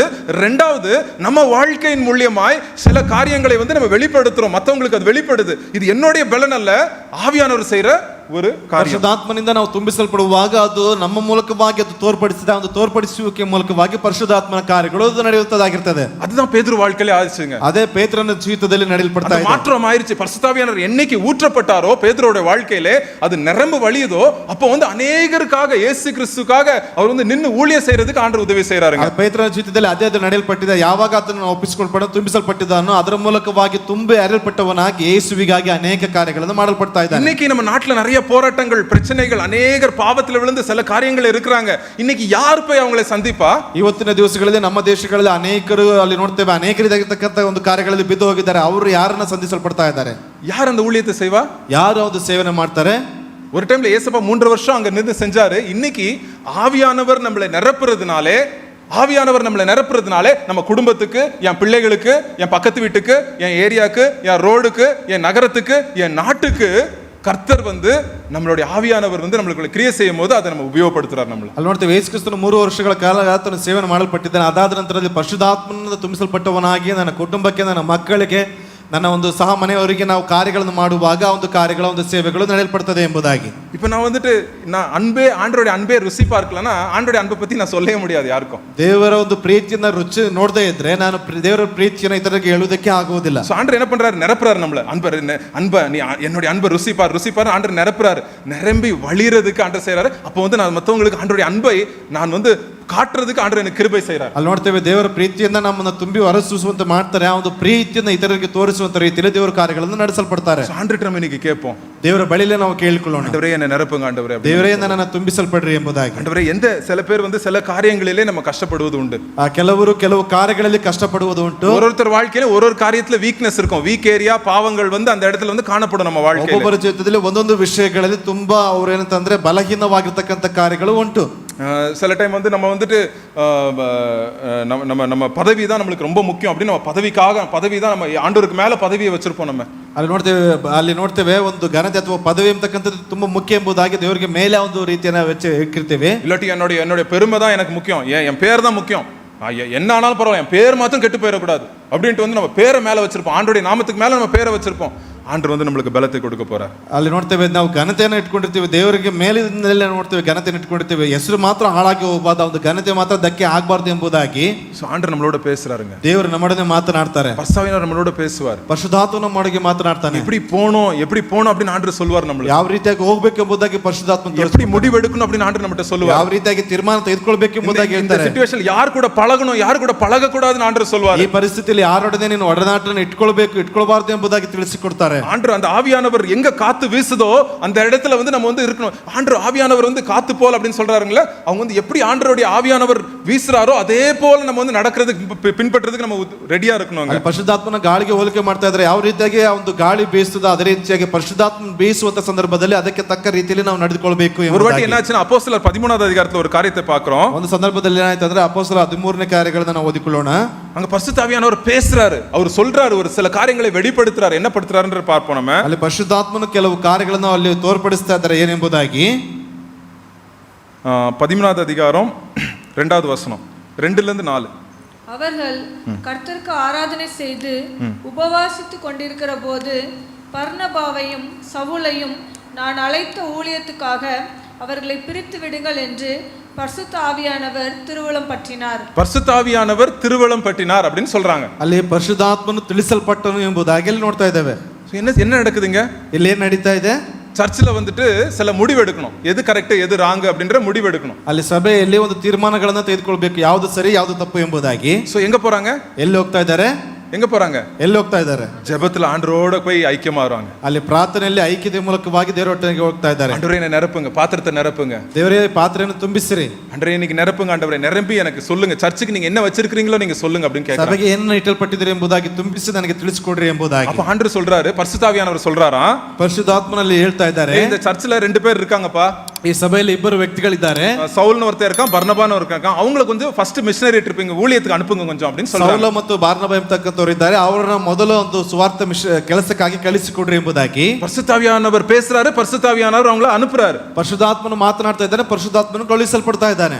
ஆண்டவர் வந்து நம்ம வாழ்க்கையிலையும் கூட நம்ம சில குழப்பங்கள் இருக்கலாம், சில போராட்டங்கள் இருக்கலாம், நம்மளோட பேசுறார் ஆண்டவர். அந்த நம்பிக்கை தைரியம் நம்ம வாழ்க்கையில இருக்கணுங்க. ನಮ್ಮ ಜೀವಿತದಲ್ಲಿ ಗಲಿಬಿಲಿಗಳಾಗಿರ್ಬೋದು ಅಥವಾ ಒಂದು ಕೆಲವು ರೀತಿಯಾಗಿರ್ತಕ್ಕಂಥ ಒಂದು ಕಾರ್ಯಗಳಿರ್ಬೋದು, ಆ ಒಂದು ಸಂದರ್ಭದಲ್ಲಿ ಪರಿಶುದ್ಧಾತ್ಮನು ನಮ್ಮೊಳಗೆ ಮಾತನಾಡುವಂತನಾಗಿರ್ತಾನೆ. ஸோ இன்னைக்கு நம்ம வாழ்க்கையில நம்ம கேட்கறது ஒரே ஒரு கேள்விதான் எனக்கு சொல்றது, நம்ம வந்து ஆவியினாலே கண்ட்ரோல் பண்ணப்பட்டிருக்கிறோமா, இல்ல நம்ம சுய உணர்ச்சிகள் சுய பாவனைகள் கன்னடால சொல்லுவாங்க, அது வந்து நம்மளை கண்ட்ரோல் பண்ணுதா? ಅಲ್ಲಿ ನೋಡ್ತೇವೆ, ಇವತ್ತು ನಾವು ಕೇಳುವಂತದ್ದು ಪ್ರಶ್ನೆಗಳು, ಪರಿಶುದ್ಧಾತ್ಮನಿಂದ ನಾವು ಆಳ್ವಿಕೆಯನ್ನು ಮಾಡಿಕೊಳ್ತಾ ಇದ್ದೇವೆ ಅಥವಾ ನಮ್ಮೊಂದು ಸ್ವಂತ ಭಾವನೆಗಳ ಮೂಲಕವಾಗಿ ನಾವು ಆಳ್ವಿಕೆಯನ್ನು ಹೊಂದಲ್ಪಡ್ತಾ ಇದ್ದೇವೆ. அது வீட்டுல நீங்க பேசுற விஷயமா இருக்கலாம், நீங்க மனைவிட்ட பேசுற விஷயமா இருக்கலாம், கணவன்கிட்ட பேசுற விஷயமா இருக்கலாம். இப்ப நான் என் மனைவிட்ட நான் என் சொந்த யோசனையோட நான் பேசலாம், இல்லாட்டி ஆண்டர் நடத்துதனாலே என் ವೈಫ್ட்ட நான் பேசலாம். ಅದು ನೋಡ್ತೇವೆ, ನಾನು ಒಂದು ಮಡಿದೆ ಬೆಳೆದೆ ನಾನು ಸ್ವಂತ ಆಲೋಚನೆಯಲ್ಲಿ ಮಾತನಾಡಬಹುದು ಅಥವಾ ಪರಿಶುದ್ಧಾತ್ಮನ ಮೂಲಕವಾಗಿ ಒಂದು ಭಾವನೆಗಳ ಮೂಲಕವಾಗಿ ಮಾತನಾಡಬಹುದು. யார் என்ன கண்ட்ரோல் பண்றா? ಯಾರು ನನ್ನನ್ನು ಆಳ್ವಿಕೆ ಮಾಡ್ತಾ ಇದ್ದಾರೆ? என்னுடைய பதில்கள் யார் கண்ட்ரோல் பண்றா? ನನ್ನ ಒಂದು ಉತ್ತರಗಳನ್ನ ಯಾರು ಆಳ್ವಿಕೆ ಮಾಡ್ತಾ ಇದ್ದಾರೆ? சில பேர் ஏதாவது சொல்லுவாங்க, அதுக்கு பதில் ரியாக்ஷன், என்னுடைய பேச்சு மறுபேச்சு எப்படி இருக்கும், மறுபேச்சு எப்படி இருக்கும்? ಯಾರಾದ್ರೂ ಏನಾದ್ರು ಹೇಳಿದ್ರೆ ಅದಕ್ಕೆ ಪ್ರತ್ಯುತ್ತರವಾದಂತ ಕಾರ್ಯಗಳು ಯಾವ ರೀತಿಯಾಗಿರ್ತದೆ? அந்த ஜீவனுள்ள தேவனுடைய ஆவி நம்மளுக்குள்ள இருக்கும்போது அந்த அன்பின் ஆவி நம்ம வாழ்க்கையிலிருந்து வெளிப்படுங்க. ಅದು ಜೀವುಳ್ಳ ದೇವರ ಆತ್ಮನ ಒಂದು ಪ್ರೀತಿ ಆತ್ಮ ನಮ್ಮಲ್ಲಿರುವಾಗ ಒಂದು ಪ್ರೀತಿಯ ಕಾರ್ಯಗಳು ಅದು ತೋರ್ಪಡಿಸುವಂತದಾಗಿರ್ತದೆ. அவங்க யாராவது நம்மள ஏதாவது சொல்லிட்டாங்கன்னா நம்ம வந்துட்டு ஐயோ அவங்களுக்கு வந்து நான் வந்து ரிவெஞ்ச் என்ன தமிழ்ல பழி வாங்கணும் அப்படின்னு பழி வாங்குற தன்மை நம்மளுக்கு வராதுங்க. ಯಾರಾದ್ರೂ ಏನಾದ್ರೂ ಹೇಳಿದ್ರೆ ಅದಕ್ಕೆ ತಕ್ಷಣವಾಗಿ ಪ್ರತಿಕಾರವನ್ನು ತೆಗೆದುಕೊಳ್ಳುವಂತ ಒಂದು ಆತ್ಮ ನಮ್ಮಲ್ಲಿ ಬರುವುದಿಲ್ಲ. ஏன்னா ஆவியானவர் வந்து நம்மளுக்கு ஏசப்பாவை காட்டுறாரு. ஏசப்பா வந்து பழி வாங்கல, அவர் அவமானப்பட்டாரு, பழி வாங்கல அவர். ಅಲ್ಲಿ ಪರಿಶುದ್ಧಾತ್ಮ ನಮಗೆ ಯೇಸು ಕ್ರಿಸ್ತನ ತೋರಿಸಿಕೊಡ್ತಾರೆ. ಯಾಕೆಂತಂದ್ರೆ ಅವರು ಪ್ರತಿಕಾರವನ್ನು ತೆಗೆದುಕೊಳ್ಳಿಲ್ಲ. ಅವರು ஆண்டவர் நம்மள நிரப்பணும்னு ஆசைப்படுறாருங்க. ದೇವರು ನಮ್ಮನ್ನು ತುಂಬಿಸಲ್ಪಡಬೇಕೆಂಬುದಾಗಿ ಆಸೆ ಪಡ್ತಾ ಇದ್ದಾರೆ. ಎಲ್ಲರೂ ನಮ್ಮ வாழ்க்கையிலே நம்ம பிள்ளைகளை கூட ஆண்டவர் நிரப்பணும்னு ஆசைப்படுறாரு. ನಮ್ಮ ಜೀವಿತದಲ್ಲಿ ಮಕ್ಕಳನ್ನು ಕೂಡ ತುಂಬಿಸಲ್ಪಡಬೇಕೆಂಬುದಾಗಿ ಆಸೆ ಪಡ್ತಾ ಇದ್ದಾರೆ. சோ அங்க படிங்க, அப்போஸ்தலர் 2வது அதிகாரம், ಅಪೊಸ್ತಲರ 2ನೇ ಅಧ್ಯಾಯ 39வது வசனம் படிங்க. 39ನೇ ವಚನವನ್ನು ಓದಿಕೊಳ್ಳ್ರಿ. வாக்குத்தத்தமானது, இந்த வாக்குத்தத்தம்னா அந்த பரிசுத்த ஆவியானவருடைய வாக்குத்தத்தமானது உங்களுக்கும், ஃபர்ஸ்ட் என்னது? ஃபர்ஸ்ட் யாருக்குங்க அது? ஆவியானவர் யாருக்கு? ஃபர்ஸ்ட் உங்களுக்கு, உங்கள் பிள்ளைகளுக்கும். ரெண்டாவது யாருக்குங்க? உங்க பிள்ளைகளுக்கு. நம்முடைய தேவனாகிய கர்த்தர் வரவழைக்கும் தூரத்திலுள்ள யாவருக்கும் உண்டாயிருக்கிறது. தேவனுடைய கர்த்தர் யாரெல்லாம் கர்த்தரை நோக்கி கூப்பிடுறாங்களோ அவங்க எல்லாருக்கும், உங்களுக்கு, உங்க பிள்ளைங்களுக்கு, கர்த்தரை நோக்கி யாரெல்லாம் கூப்பிடுறாங்களோ அவங்களுக்கு எல்லாரும் ஆண்டவர் வந்து உங்களை நிரப்ப போறேன் அப்படின்னு ஆண்டவர் சொல்றாருங்க. ಅಲ್ಲಿ ನಿಮಗೂ ಮತ್ತು ಮಕ್ಕಳಿಗೂ ಯಾರೆಲ್ಲ ತನ್ನ ನೋಡಿ ಕರೆಯಲ್ಪಡ್ತಾರೋ ಅವರೆಲ್ಲರಿಗೂ ಪರಿಶುದ್ಧಾತ್ಮನಿಂದ ತುಂಬಿಸಲ್ಪಡ್ತಾರೆ ಎಂಬುದಾಗಿ ತಿಳಿಸ್ತಾ ಇದ್ದಾರೆ. இன்னைக்கு இந்த உலகத்துல ஆண்டவருடைய அன்பை தெரியாதவங்க நிறைய பேர் இருக்காங்க. ಈ ಒಂದು ಲೋಕದಲ್ಲಿ ದೇವರ ಪ್ರೀತಿಯನ್ನು ನೋಡಿರತಕ್ಕಂತವರು ಅನೇಕರಿದ್ದಾರೆ. உங்க வீட்டு ரோட்ல நிறைய பேர் இருக்காங்க. ನಿಮ್ಮ ಮನೆಯ ದಾರಿಯಲ್ಲಿ ಅನೇಕರಿದ್ದಾರೆ. உங்க வேலை செய்யற இடத்துல ஆண்டவருடைய அன்பு தெரியாதவங்க இருக்காங்க. ನೀವು ಮಾಡುವಂತ ಕೆಲಸ ಮಾಡುವಂತ ಸ್ಥಳಗಳಲ್ಲಿ ಅನೇಕರು ದೇವರ ಪ್ರೀತಿಯನ್ನು ನೋಡಿರತಕ್ಕಂತವರು ಇದ್ದಾರೆ. ஆண்டவருடைய அன்பை ருசி பார்க்கலன உடனே அவங்க இஷ்டம் வந்த மாதிரி பேசுவாங்க, இஷ்டம் வந்த மாதிரி பண்ணுவாங்க. அவங்க எல்லாம் அப்படி இருக்காங்க நிறைய பேர். ದೇವರ ಪ್ರೀತಿಯನ್ನು ರುಚಿ ನೋಡಿದ ಕಾರಣದಿಂದಾಗಿ ಅವರ ಮನಸ್ಸಿಗೆ ಬಂದಂತ ರೀತಿಯಲ್ಲಿ ಬಾಯಿಗೆ ಬಂದಂತ ರೀತಿಯಲ್ಲಿ ಮಾತನಾಡುವಂತವರು ಆಗಿರ್ತಾರೆ. ಯಾರು போய் அவங்ககிட்ட பேசுவா? ಯಾರು ಹೋಗಿ ಅವರೊಟ್ಟಿಗೆ ಮಾತನಾಡ್ತಾರೆ? தேவன் சொல்றாரு, எனக்காக யார் போவா அப்படின்னு ஆண்டவர் கேக்குறாரு. ದೇವರು ಕೇಳ್ತಾ ಇದ್ದಾರೆ, ನನಗಾಗಿ ಯಾರು ಹೋಗ್ತಾರೆ ಎಂಬುದಾಗಿ, எனக்காக யார் ஊழியம் செய்வான்னு ஆண்டவர் சொல்றாரு. ನನಗಾಗಿ ಯಾರು ಸೇವನೆ ಮಾಡ್ತಾರೆ ಎಂಬುದಾಗಿ, என்னுடைய அன்பை உலகத்தின் கடைசி வரையும் யார் சொல்லுவாங்க அப்படின்னு ஆண்டவர் எதிர்பார்க்கிறார். ಪ್ರೀತಿಯನ್ನು ಲೋಕದ ಅಂತ್ಯದವರೆಗೆ ಯಾರು ಹೋಗಿ ತಿಳಿಸ್ತಾರೆ ಎಂಬುದಾಗಿ ಕೇಳ್ತಾ ಇದ್ದಾರೆ. யாருங்க போவா?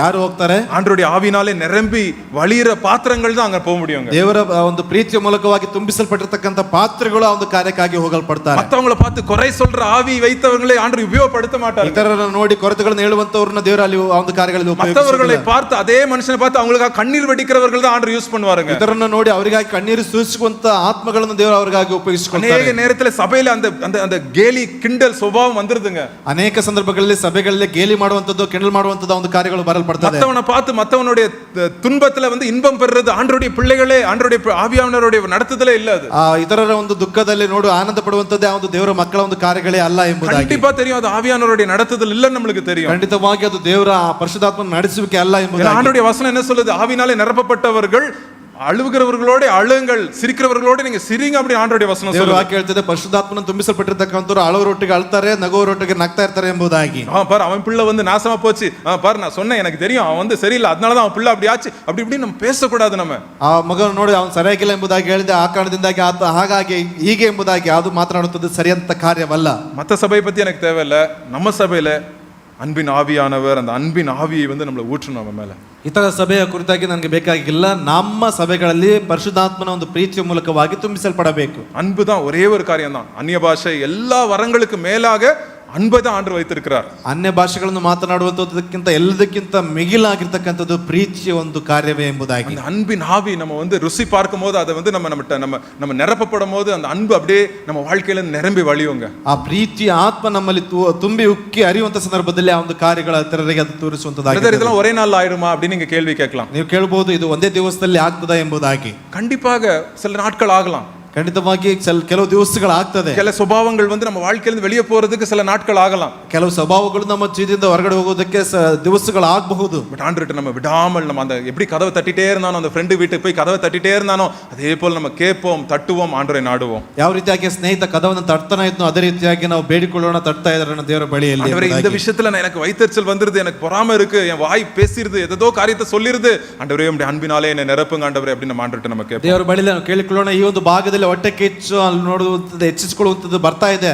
ಆದವರು ನೀನೊಂದಿನ ಒಂದು ಪರಿಶುದ್ಧಾತ್ಮನಿಂದ ತುಂಬಿಸಲ್ಪಡ್ರಿ ಎಂಬುದಾಗಿ ಕೇಳಿಕೊಳ್ಳೋಣ. ஆண்டவரே நீங்க எனக்கு இருக்கீங்கன்ற அந்த உணர்வு எனக்குள்ள கொடுங்க, அந்த தைரியத்தை நீர் எனக்கு கொடுங்க அப்படின்னு ஆண்டவர்ட்ட நம்ம கேட்போம். ದೇವರೇ ನೀವು ನನ್ನಲ್ಲಿ ಇದ್ದೀರಿ ಎಂಬುದಾಗಿರ್ತಕ್ಕಂಥ ಒಂದು ಭರವಸೆಯನ್ನು ನನ್ನಲ್ಲಿ ಕೊಡ್ರಿ ಎಂಬುದಾಗಿ ನಾವು ಕೇಳಿಕೊಳ್ಳೋಣ. ஆண்டவரே நீர் என்னை எடுத்து யூஸ் பண்ணுவீங்க, ஆண்டவரே நிரப்பி வழிய செய்வீங்க, நீங்க எனக்கு அந்த தைரியத்தை நீங்க கொடுங்க அப்படின்னு ஆண்டவர்ட்ட நம்ம கேட்போம். ನನ್ನನ್ನು ಉಪಯೋಗಿಸಿಕೊಳ್ತೀರಿ, ನನ್ನನ್ನು ತುಂಬಿ ಅದರ ಮೂಲಕವಾಗಿ ಉಪಯೋಗಿಸಿಕೊಳ್ತೀರಿ ಎಂಬತಕ್ಕಂಥ ಒಂದು ಭರವಸೆನ ಒಂದು ಭಾಗದ ಮೂಲಕವಾಗಿ ನನ್ನಲ್ಲಿ ಕೊಡ್ರಿ ಎಂಬುದಾಗಿ ಕೇಳಿಕೊಳ್ಳೋಣ. யாராவது இங்க வந்து ஒருவேளை கெட்ட பழக்கத்தோட யாராவது வந்திருந்தீங்கன்னா இந்த இடத்துல ಒಂದು ವೇಳೆ ಯಾರಾದರೂ ಕೆಟ್ಟ ಒಂದು ಚಟಗಳ ಮೂಲಕವಾಗಿ ಇಲ್ಲಿ ಬಂದು ಕೂತ್ಕೊಂಡಿದ್ದೀರಿ, அதுக்கு நீங்க அடிமைத்தனத்தின் ஆவி பத்தி நம்ம பார்த்தோம். அந்த அடிமைத்தனம், அந்த கெட்ட பழக்கம் நம்மள அடிமையாய் வைத்து இருக்குதுன்னா அதுக்காக நம்ம இன்னைக்கு என்ன பண்ண போறோம்? ಆ ಒಂದು ಕೆಟ್ಟ ಚಟದಿಂದ ಅದಕ್ಕೆ ನೀವು ದಾಸರಾಗಿದ್ದೀರಿ ಅಂತಂದ್ರೆ ಅದಕ್ಕಾಗಿ ನೀವು ಏನು ಮಾಡಿಕೊಳ್ಳೋದಕ್ಕೆ ஆண்டவரே கேளுங்க, ஆண்டவரே என்னை நிரப்புங்க, ஆண்டவரே உம்முடைய ஆவினாலே நிரப்புங்க, எனக்கு அந்த அந்த அடிமைத்தனத்தின் ஆவியை நான் நேசிக்கிறேன் ஆண்டவரே, அந்த அந்த அந்த அந்த கெட்ட பழக்கத்தை நான் நேசிக்கிறேன், ஒரு நாள் அதை வெறுக்கணும் ஆண்டவரே, அதை வெறுத்து நான் தூரம் வரணும், அந்த வெறுப்பு கொடுங்க ஆண்டவரே, அதன் மேல வெறுப்பு கொடுங்க அப்படின்னு நம்ம ஆண்டவர்ட்ட நம்ம கேட்போம். ಪರಿಶುದ್ಧಾತ್ಮನಿಂದ ತುಂಬಿಸಲ್ಪಡ್ರಿ, ಆ ಒಂದು ಕೆಟ್ಟ ಚಟವನ್ನು ನಾನು ಪ್ರೀತಿಸ್ತಾ ಇದ್ದೇನೆ, ಅದರಿಂದ ನಾನು ಬಿಟ್ಟು ಬಿಡಲ್ಪಡಬೇಕು, ಅದರಿಂದ ನಾನು ಆಚೆ ಬರಬೇಕು ಎಂಬತಕ್ಕಂಥ ಒಂದು ಆ ಕಾರ್ಯದ ಮೂಲಕವಾಗಿ ಪ್ರಾರ್ಥಿಸ್ಕೊಡ್ರಿ. எப்பெல்லாம் நீங்க ஜெபிக்கிறீங்களோ, ಯಾವಾಗ ನೀವೆಲ್ಲ ಪ್ರಾರ್ಥಿಸ್ತಿರೋ, தனி ஜெபம் பண்ணும்போது நான் சொல்றேன், ವೈಯಕ್ತಿಕವಾದಂತಹ ಪ್ರಾರ್ಥನೆ ಮಾಡುವಾಗ ಹೇಳ್ತೀನಿ, எப்பவும் காதுகள் திறந்திருக்கட்டும். ಯಾವಾಗಲೂ ಕಿವಿಗಳು ತೆರೆದಿರಲ್ಪಡಬೇಕು. கிதின நார்மல் கிவி சொல்ல நான் ஆவிக்குரிய காதுகள் கொஞ்சம் திறந்திருக்கட்டும். ಆ ಕಿವಿಗಳು ಎಂಬುದಾಗಿ ಹೇಳುವಾಗ ಶಾರೀರಿಕವಾದಂಥ ಕಿವಿಗಳಲ್ಲ, ಆತ್ಮಿಕವಾದಂಥ ಕಿವಿಗಳು ತೆರೆದಿರಲ್ಪಡಬೇಕು. அந்த ஆண்டவர் வந்து நம்ம கூட நம்ம தனியா நம்ம ஜெபம் பண்ணிட்டு இருக்கும்போது சில காரியங்களை நம்மளுக்கு ஆண்டவர் வெளிப்படுத்திட்டே இருப்பாரு. ನಾವು ಪ್ರಾರ್ಥಿಸುವಂತ ಸಂದರ್ಭದಲ್ಲಿ ದೇವರ ಆತ್ಮನು ಅದರ ಮೂಲಕವಾಗಿ ನಮಗೆ ತಿಳಿಸಲ್ಪಡ್ತಾ ಇರ್ತಾನೆ. நீங்க ஒரு புக் ஒரு பென் வச்சுக்கிட்டா கூட நல்லதுதான் ஜெபம் பண்ற டைம்ல. ಆ ಪ್ರಾರ್ಥಿಸುವಂತ ಸಂದರ್ಭದಲ್ಲಿ ಒಂದು ಬುಕ್ ಒಂದು ಪೆನ್ನನ್ನು ಇಟ್ಕೊಳ್ಳುವಂಥದ್ದು ಉತ್ತಮ. ஆண்டவர் ஒரு சில காரியங்களை சொல்லுவாரு, நீங்க உடனே எழுதிக்கலாம் வேணாம். ದೇವರು ಕಾರ್ಯಗಳನ್ನ ಹೇಳ್ತಾರೆ, ತಕ್ಷಣವಾಗಿ ನೀವು ಬರೆದಿಟ್ಕೊಳ್ಬಹುದು. எழுதிட்டு அதை பத்தி நீங்க ஜெபிக்கலாம். ಬರೆದು ಬಿಟ್ಟು ಅದನ್ನ ಇಟ್ಟು ನೀವು ಪ್ರಾರ್ಥನೆಯನ್ನ ಮಾಡಬಹುದು. எதுக்கு நான் சொல்றேன் இது? ಯಾಕೆ ನಾನು ಹೇಳ್ತಾ ಇದ್ದೀನಿ? இங்க வந்து என்ன பண்ணாங்க, ಇಲ್ಲಿ ಏನ್ ಮಾಡಿದ್ರು, அவங்க வந்து ஜெபம் பண்ணிட்டே இருக்காங்க. அப்போ வந்து அவங்களுக்கு தெரிய வருது சவுலையும் பர்னபாவையும் ஊழியத்துக்கு அனுப்பணும் அப்படின்னு அவங்களுக்கு தெரிய வருது. ಅಲ್ಲಿ ಪ್ರಾರ್ಥನೆಯನ್ನು ಮಾಡ್ತಾ ಇದ್ದಾರೆ, ಅವ್ರಿಗೆ ಗೊತ್ತಾಗ್ತದೆ ಸೌಲನನ್ನ ಬಾರ್ನಬನನ್ನ ಅಲ್ಲಿ ಸೇವೆಗಾಗಿ ಕಳಿಸಲ್ಪಡಬೇಕು ಎಂಬುದಾಗಿ. இன்னொரு இடத்துல நம்ம என்ன பார்த்தோம், நம்ம ஆவியானவருடைய வேலை என்னதான், இயேசு கிறிஸ்துன்னு சில மெசேஜ் எடுத்துட்டு வந்து நம்ம இருதயத்துல போடுறது தான் அவருடைய வேலையா. ಪರಿಶುದ್ಧಾತ್ಮನ ಒಂದು ಕಾರ್ಯ ಅಂತಂದ್ರೆ ಯೇಸು ಕ್ರಿಸ್ತನ ಒಂದು ಉಪದೇಶಗಳನ್ನ ಬಂದು ನಮ್ಮ ಹೃದಯದಲ್ಲಿ ಹಾಕುವಂತದ್ದೇ ಆತನ ಒಂದು ಕಾರ್ಯಗಳು. அதனால ரொம்ப எச்சரிக்கையா இருக்க வேண்டிய நேரம் ஜெபத்திலே எச்சரிக்கையா இருங்கள் அப்படின்னு 1 பேதுருல பாக்குறோம். ಅಲ್ಲಿ 1 ಪೇತ್ರದಲ್ಲಿ ನಾವು ನೋಡ್ತೇವೆ ಪ್ರಾರ್ಥನೆಯಲ್ಲಿ ಎಚ್ಚರಿಕೆಯಿಂದ ಇರ್ರಿ ಎಂಬುದಾಗಿ ನಾವು ಗಮನಿಸ್ತೇವೆ. ஏன்னா நிறைய பேர் நம்ம நினைக்கிறோம் ஜெபம்ன்றது படபடபடபடன்னு பேசிட்டே இருக்கிறோம் அப்படின்னு. இல்ல, ஜெபம்ன்றது நான் கர்த்தர்ட்ட நான் சொல்றேன், அவர் என்னோட கூட சில காரியங்களை ரிப்ளை பண்ணிட்டு இருக்கிறாரு. என்னுடைய ஆவிக்குரிய காதுகள் திறந்திருக்கும் போது அது கேட்கப்படுது. ಕೇವಲ ಪ್ರಾರ್ಥನೆ ಅಂತಕ್ಕಂಥದ್ದು ಒಟ ಎಂಬುದಾಗಿ ಹೇಳುವಂಥದ್ದಲ್ಲ. ನಾನು ಪ್ರಾರ್ಥನೆಯನ್ನು ಮಾಡ್ತೇನೆ, ದೇವರೊಟ್ಟಿಗೆ ಒಂದು ಕಾರ್ಯಗಳನ್ನು ತಿಳಿದುಕೊಳ್ಳುವುದಕ್ಕೆ ನಾನು ಒಂದು ಕಿವಿಯನ್ನು ತೆರೆಯಲ್ಪಡ್ತೇನೆ ಎಂಬತಕ್ಕಂಥ ಕಾರ್ಯಗಳು. சில டைம் ஆராதிச்சிட்டு இருப்போம், ஆண்டரை வர்ஷிப் பண்ணுவோம். வர்ஷிப் டைம்ல ஆண்டரை உயர்த்திட்டு இருப்போம், ஆண்டரை துதிச்சிட்டு இருப்போம். அந்த டைம்ல ஆண்டர் சில காரியங்களை சொல்வாரு, டக்குன்னு எழுதி வச்சுக்கங்க ஏதாவது நீங்க அந்த டைம்ல ஆண்டர் சொல்றாரு. ಆರಾಧನೆಯನ್ನು ಮಾಡ್ತಾ ಇರ್ತೇವೆ, ಆ ಒಂದು ಸಂದರ್ಭದಲ್ಲಿ ದೇವರನ್ನು ಸ್ತುತಿಸುವಂತ ಸಂದರ್ಭದಲ್ಲಿ ದೇವರು ಯಾವುದೇ ಒಂದು ಕಾರ್ಯಗಳನ್ನು ತಿಳಿಸಲ್ಪಡ್ತಾರೆ, ತಕ್ಷಣವಾಗಿ ಅದನ್ನು ಬರೆದಿಟ್ಟುಕೊಳ್ಳ್ರಿ ಎಂಬುದಾಗಿ. ஆண்டவர் பெரிய காரியங்களை செய்வார். ದೇವರು ದೊಡ್ಡ ಕಾರ್ಯಗಳನ್ನು ಮಾಡ್ತಾರೆ. ஆண்டவர் ஜீவிக்கிற தேவன், ದೇವರು ಜೀವಿಸುವ ಆತನು, தேவன் பேசுகிற தேவன், ದೇವರು ಮಾತನಾಡುವಂತವನು, தேவன் நம்மளை நிரப்புகிற தேவன், ದೇವರು ನಮ್ಮನ್ನು ತುಂಬಿಸುವ ಆತನಾಗಿದ್ದಾನೆ, தேவன் நம்மளை நிரப்பி வழிய செய்கிற தேவன், ದೇವರು ತುಂಬಿಸಿ ನಡೆಸುವಂತ ಕಾರ್ಯ ಆತನಾಗಿದ್ದಾನೆ, தேவன் நம்மளை உயர்த்துகிற தேவன், ದೇವರು ನಮ್ಮನ್ನು ಎಬ್ಬಿಸುವ ಆತನಾಗಿದ್ದಾನೆ, தேவன் நம்மளை உபயோகப்படுத்துகிற தேவன், ದೇವರು ನಮ್ಮನ್ನು ಉಪಯೋಗಿಸುವ ಆತನಾಗಿದ್ದಾನೆ. அதனால அவருடைய பிரசன்னத்திலே நம்ம வரும்போது நம்ம எச்சரிக்கையாய் ஜாக்கிரதையாய் அவருடைய சத்தத்தை கேட்கணும் அப்படின்ற நோக்கத்தோட நம்ம வருவோம். ಆತನ ಪ್ರಸನ್ನತೆಯಲ್ಲಿ ಬರುವಾಗ ಎಚ್ಚರಿಕೆಯಿಂದ ಆತನೊಟ್ಟಿಗೆ ಮಾತನಾಡಬೇಕೆಂಬತಕ್ಕಂಥ ಒಂದು ಆಲೋಚನೆ ಮೂಲಕವಾಗಿ ಬರಲ್ಪಡೋಣ. இதாங்க ஆவியில நடக்கிறது. ஆவியில ಆತ್ಮಿಕವಾಗಿ ನಡೀತಕ್ಕಂಥದ್ದು ಎಂಬುದಾಗಿ. ஆவியில நடப்பதுன்னா ஆண்டவருடைய பிள்ளை ಆತ್ಮಿಕವಾಗಿ ನಡೀತಕ್ಕಂಥದ್ದು ಎಂಬುದಾಗಿ ಹೇಳುವಾಗ ದೇವರ ಮಕ್ಕಳು, நான் தேவனுடைய பிள்ளை, நான் தேவன்ட்ட நான் ஆவியில நான் ஆண்டவர்ட்ட போய் நான் கேட்கிறேன், ஆண்டவரே எனக்கு கொடுங்கப்பா, என்கிட்ட ஒண்ணும் இல்லை நீங்க கொடுங்கப்பா அப்படின்னு நான் கேட்கிறேன். ದೇವರ ಮಗನಾಗಿರ್ತಕ್ಕಂಥ ನಾನು ದೇವರ ಬಳಿಯಲ್ಲಿ ಬಂದು ದೇವರೇ ತುಂಬಿಸಲ್ಪಡ್ರಿ ಎಂಬುದಾಗಿ ನಾನು ಕೇಳ್ಕೊಳ್ತೇನೆ. ஆண்டவரே இந்த குறையை என் வாழ்க்கையில நிறைவாக்குங்க ஆண்டவரே அப்படின்னு நான் கேட்கிறேன். ದೇವರೇ ಒಂದು ಕೊರತೆಯನ್ನು ತುಂಬಿಸಲ್ಪಡ್ರಿ ಎಂಬುದಾಗಿ ಕೇಳಿಕೊಳ್ತೇನೆ. ஆண்டவர் நிரப்புகிறது மாத்திரமல்ல, நிரம்பி வழிய செய்கிற தேவனா இருக்கிறார். ದೇವರು ತುಂಬಿಸುವಂತದ್ದು ಮಾತ್ರವಲ್ಲ, ತುಂಬಿ ಹೊರಸೂಸುವಂತೆ ಮಾಡುವಂತ ದೇವರಾಗಿದ್ದಾನೆ. நம்ம வாழ்க்கையில பெரிய காரியங்களை செய்கிற தேவனா இருக்கிறார். ದೇವರು ನಮ್ಮ ಚಿತ್ತದಲ್ಲಿ ದೊಡ್ಡ ಕಾರ್ಯಗಳನ್ನು ಮಾಡುವಂತ சும்மா வாலிப பையன், நான் வாலிப பொண்ணு, என்னால முடியாது அப்படின்லாம் தயவு செய்து சொல்லாதீங்க. ನೀವು ಹೇಳ್ಬೇಡ್ರಿ ನಾನು ಯವನಸ್ಥ ಎಂಬುದಾಗಿ ಯಾವುದಂತ ಕಾರ್ಯಗಳನ್ನು ಹೇಳ್ಬೇಡ್ರಿ. ஏசாயாக்கு 18 வயசு, எரேமியாக்கு 16 வயசு ஆண்டவர் உங்களை அழைத்த ஏசாಯನಿಗೆ 18, ಯೆರೆಮೀಯನಿಗೆ 16 ವಯಸ್ಸು ದೇವರ ಆತ್ಮರನ್ನು ಉಪಯೋಗಿಸಲ್ಪಟ್ಟಿದ್ದಾರೆ. ஆண்டவர் யாரை வேணா உபயோகப்படுத்த முடியும். ದೇವರು ಯಾರನ್ನು ಬೇಕಾದರೂ ಉಪಯೋಗಿಸುವುದಕ್ಕೆ ಸಾಧ್ಯ. ஆண்டவர் உங்களோட உங்களை பரிசுத்தாவில நிரப்பும்போது உங்களை ஆண்டவர் உபயோகப்படுத்த முடியும். ಪರಿಶುದ್ಧಾತ್ಮನಿಂದ ತುಂಬಿಸಲ್ಪಡುವಾಗ ನಿಮ್ಮನ್ನು ಉಪಯೋಗಿಸುವುದಕ್ಕೆ ஐயோ நான் ಸಾಧ್ಯ. படிக்கல அப்படின்னு நீங்க சொல்லாதீங்க. ಅಯ್ಯೋ ನಾನು ಓದಿಲ್ಲ ಎಂಬುದಾಗಿ ಹೇಳ್ಬೇಡಿ. ஐயோ எனக்கு பேச்சு திறமை இல்ல அப்படின்னு சொல்லாதீங்க. நீங்க ಅಯ್ಯೋ ನನಗೆ ಮಾತನಾಡೋದಕ್ಕೆ ಬರೋದಿಲ್ಲ ಎಂಬುದಾಗಿ ಹೇಳ್ಬೇಡಿ. பிசாசுதான் உங்களை குறை சொல்லிட்டே இருக்க சொல்லுவான். ಸೈತಾನ ಯಾವಾಗಲೂ ನಿಮ್ಮನ್ನು ಕೊರತೆ ಹೇಳುವಂತ ರೀತಿಯಲ್ಲೇ ಮಾಡ್ತಾನೆ. தேவன் நம்மளை உயர்த்துகிற தேவனா இருக்கிறார். ದೇವರು ನಮ್ಮನ್ನು ಎಬ್ಬಿಸುವಂತ ದೇವರಾತನಾಗಿದ್ದಾನೆ. நம்மளை நிரப்புகிற தேவனா இருக்கிறார். ನಮ್ಮನ್ನು ತುಂಬಿಸುವಂತ ದೇವರಾತನಾಗಿದ್ದಾನೆ. சோ டெய்லி கொஞ்ச நேரம் ஆண்டவர்ட்ட போய் நம்பர் 1 பிரேயர் ரிக்வெஸ்ட், ஆண்டவரே இன்னைக்கு என்ன நிரப்புங்க ஆண்டவரே அப்படின்னு கேளுங்க. ಪ್ರತಿ ದಿವಸ ಏಕಾಂತವಾಗಿ ದೇವರೇ ನಮ್ಮನ್ನು ತುಂಬಿಸಿ ಎಂಬುದಾಗಿ ಮೊದಲ ಒಂದು ಪ್ರಾರ್ಥನೆ. பாத்திரத்தை நிரப்புங்க ಆண்டವರೇ, ಪಾತ್ರೆಯನ್ನು ತುಂಬಿಸಿ ದೇವರೇ, ஆண்டவரே நான் உண்மையை நம்பி இருக்கிறேன்னு சொல்லுங்க. ದೇವರೇ ನಿಮ್ಮನ್ನೇ ನಾನು ನಂಬಲ್ಪಟ್ಟಿದ್ದೇನೆ ಎಂಬುದಾಗಿ ಹೇಳಿ. ஜீவ நதிகள் ஓடணும் ஆண்டவரே அப்படின்னு சொல்லுங்க. ನನ್ನಿಂದ ಜೀವ ನದಿಗಳು ಹರಿಯಲ್ಪಡಬೇಕು ಎಂಬುದಾಗಿ ಪ್ರಾರ್ಥಿಸಿರಿ. விட முடியாத பழக்கங்கள் ஆண்டவர் விடுதலை கொடுப்பாருங்க. ಅಲ್ಲಿ ಬಿಡದಕ್ಕೆ ಆಗದಿರತಕ್ಕಂತ ಒಂದು ಹವ್ಯಾಸಗಳನ್ನು ದೇವರು ಬಿಡುಗಡೆ ಮಾಡ್ತಾರೆ. காண முடியாத காரியங்களை ஆண்டவர் காண செய்வாருங்க. ಅಲ್ಲಿ ನೋಡ್ತೇವೆ, ಕಾಣೋದಕ್ಕೆ ಅಸಾಧ್ಯವಾದಂತ ಕಾರ್ಯಗಳನ್ನು ದೇವರು ಕಾಣುವಂತ ರೀತಿಯಲ್ಲಿ ಮಾಡ್ತಾರೆ. என்னை நோக்கி கூப்பிடு, நான் உனக்கு பதில் கொடுத்து நீ அறியாததும் எட்டாதுமான பெரிய காரியங்களை நான் காட்டுவேன் செய்வேன் அப்படின்னு ஆண்டவர் சொல்றாரு. ನಾನು ನೋಡಿ ಕೂಗಿಕೋ, ನಾನು ನಿನಗೆ ನೋಡೋದಕ್ಕೆ ಅಸಾಧ್ಯವಾದಂತ ಕಾರ್ಯಗಳನ್ನು ಮಾಡಿ ಮುಗಿಸ್ತೇನೆ ಎಂಬುದಾಗಿ ದೇವರು ಹೇಳ್ತಾ ಇದ್ದಾರೆ. பிரதர்ஸ் பார்த்து நான் சில காரியங்கள் சொல்றேன். ಸಹೋದರರನ್ನು ನೋಡಿ ಕೆಲವು ಕಾರ್ಯಗಳನ್ನು ಹೇಳ್ತೇನೆ. நீங்க உங்க வைஃப் தான் ஜெபிக்கறாங்க, நீங்க ஜெப வாழ்க்கையில குறைவாயிராதீங்க. ನಿಮ್ಮ ಮಡದಿ ಪ್ರಾರ್ಥಿಸ್ತಾರೆ ಎಂಬುದಾಗಿ ಪ್ರಾರ್ಥನೆ ಸಮಯದಲ್ಲಿ ನೀವು ಕೊರತೆಗಳನ್ನು ಇರಬೇಡ್ರಿ. என் வைஃப் ஆவியில நிரம்பி இருப்பாங்க, நான் ஆவியில நிரம்பாம கொஞ்சம் கம்மி இருந்தா பரவாயில்ல நீங்க சொல்லாதீங்க. ನನ್ನ ಮಡದಿ ಆತ್ಮಿಕವಾಗಿ ತುಂಬಿಸಲ್ಪಟ್ಟಿದ್ದಾರೆ, ನಾನು ಆತ್ಮಿಕವಾಗಿ ತುಂಬದೇ ಇದ್ರೂ ಕೂಡ ಪರವಾಗಿಲ್ಲ ಎಂಬುದಾಗಿ ಅಂದ್ಕೊಳ್ಬೇಡ್ರಿ. உங்க மனைவியோட ஆத்மாக்கு மரித்த இயேசு கிறிஸ்து தான் உங்க ஆத்மாக்காக மரித்து இருக்கிறார். ನಿಮ್ಮ ಮಡದಿ ಆತ್ಮಕ್ಕಾಗಿ ಅಲ್ಲಿ ಸತ್ತಲ್ಪಟ್ಟಂತ ಯೇಸು ನಿಮ್ಮ ಒಂದು ಆತ್ಮಕ್ಕಾಗಿ ಕೂಡ ಅವರು ಸತ್ತಲ್ಪಟ್ಟಿದ್ದಾರೆ. ஆண்டவர் உங்க மனைவியோட ஆத்மாவை நிரப்புகிற தேவன் உங்களுடைய ஆத்மாவை நிரப்புவார். ನಿಮ್ಮ ಮಡದಿ ಆತ್ಮವನ್ನು ತುಂಬಿಸಲ್ಪಟ್ಟಿರ್ತಕ್ಕಂಥ ದೇವರು ನಿಮ್ಮ ಒಂದು ಆತ್ಮವನ್ನು ಕೂಡ ತುಂಬಿಸಲ್ಪಡ್ತಾರೆ. ஆண்டவர் எல்லாருக்கும், ದೇವರು ಎಲ್ಲರಿಗೂ, இஸ் ஃபார் ஆல், யாரெல்லாம் ஆண்டவர் நோக்கி கூப்பிடுறாங்களோ அவங்களுக்கு ஆண்டவர் நிரப்பேன் அப்படின்னு சொல்றாரு. ಯಾರನ್ನೆಲ್ಲ ನೋಡಿ ಕರೆಯಲ್ಪಡ್ತಾರೋ ಅವರೆಲ್ಲರಿಗೂ ತುಂಬಿಸಲ್ಪಡ್ತಾರೆ ಎಂಬುದಾಗಿ ದೇವರು ಹೇಳ್ತಾ ಇದ್ದಾರೆ. ಕೇಳುங்க, ದೇವರ ಬಳಿಯಲ್ಲಿ ಕೇಳಿಕೊಳ್ಳೋಣ. பெரிய பெரிய காரியங்களை ஆண்டவர் வெளிப்படுத்துவார். ದೇವರು ದೊಡ್ಡ ದೊಡ್ಡ ಕಾರ್ಯಗಳನ್ನು ಅವರು ಮಾಡುವಂತವರಾಗಿದ್ದಾರೆ. அன்புள்ள ஆண்டவரே, இந்த காலை வேளைக்காய் நன்றி செலுத்துறோம். ஆண்டவரே, உம்முடைய பிள்ளைகளாய் நாங்கள் வந்திருக்கிறோம். ஆண்டவரே, நாங்கள் வெறும் பாத்திரமாய் வந்திருக்கிறோம்ப்பா. ஆண்டவரே, எங்களை நிரப்பும்படி நாங்கள் ஜெபிக்கிறோம். ஆண்டவரே, நாங்கள் ஒன்றும் இல்லைப்பா. ஆண்டவரே, நாங்கள் அதை உணர்றோம். ஆண்டவரே, பாவிகளாய் நாங்கள் சில பேர் வந்திருக்கிறோம். ஆண்டவரே, ஆண்டவரே, எங்களுக்கு அந்த பாவத்தின் அடிமைத்தனத்தில் எங்களுக்கு விடுதலை கட்டளை எடுங்கப்பா.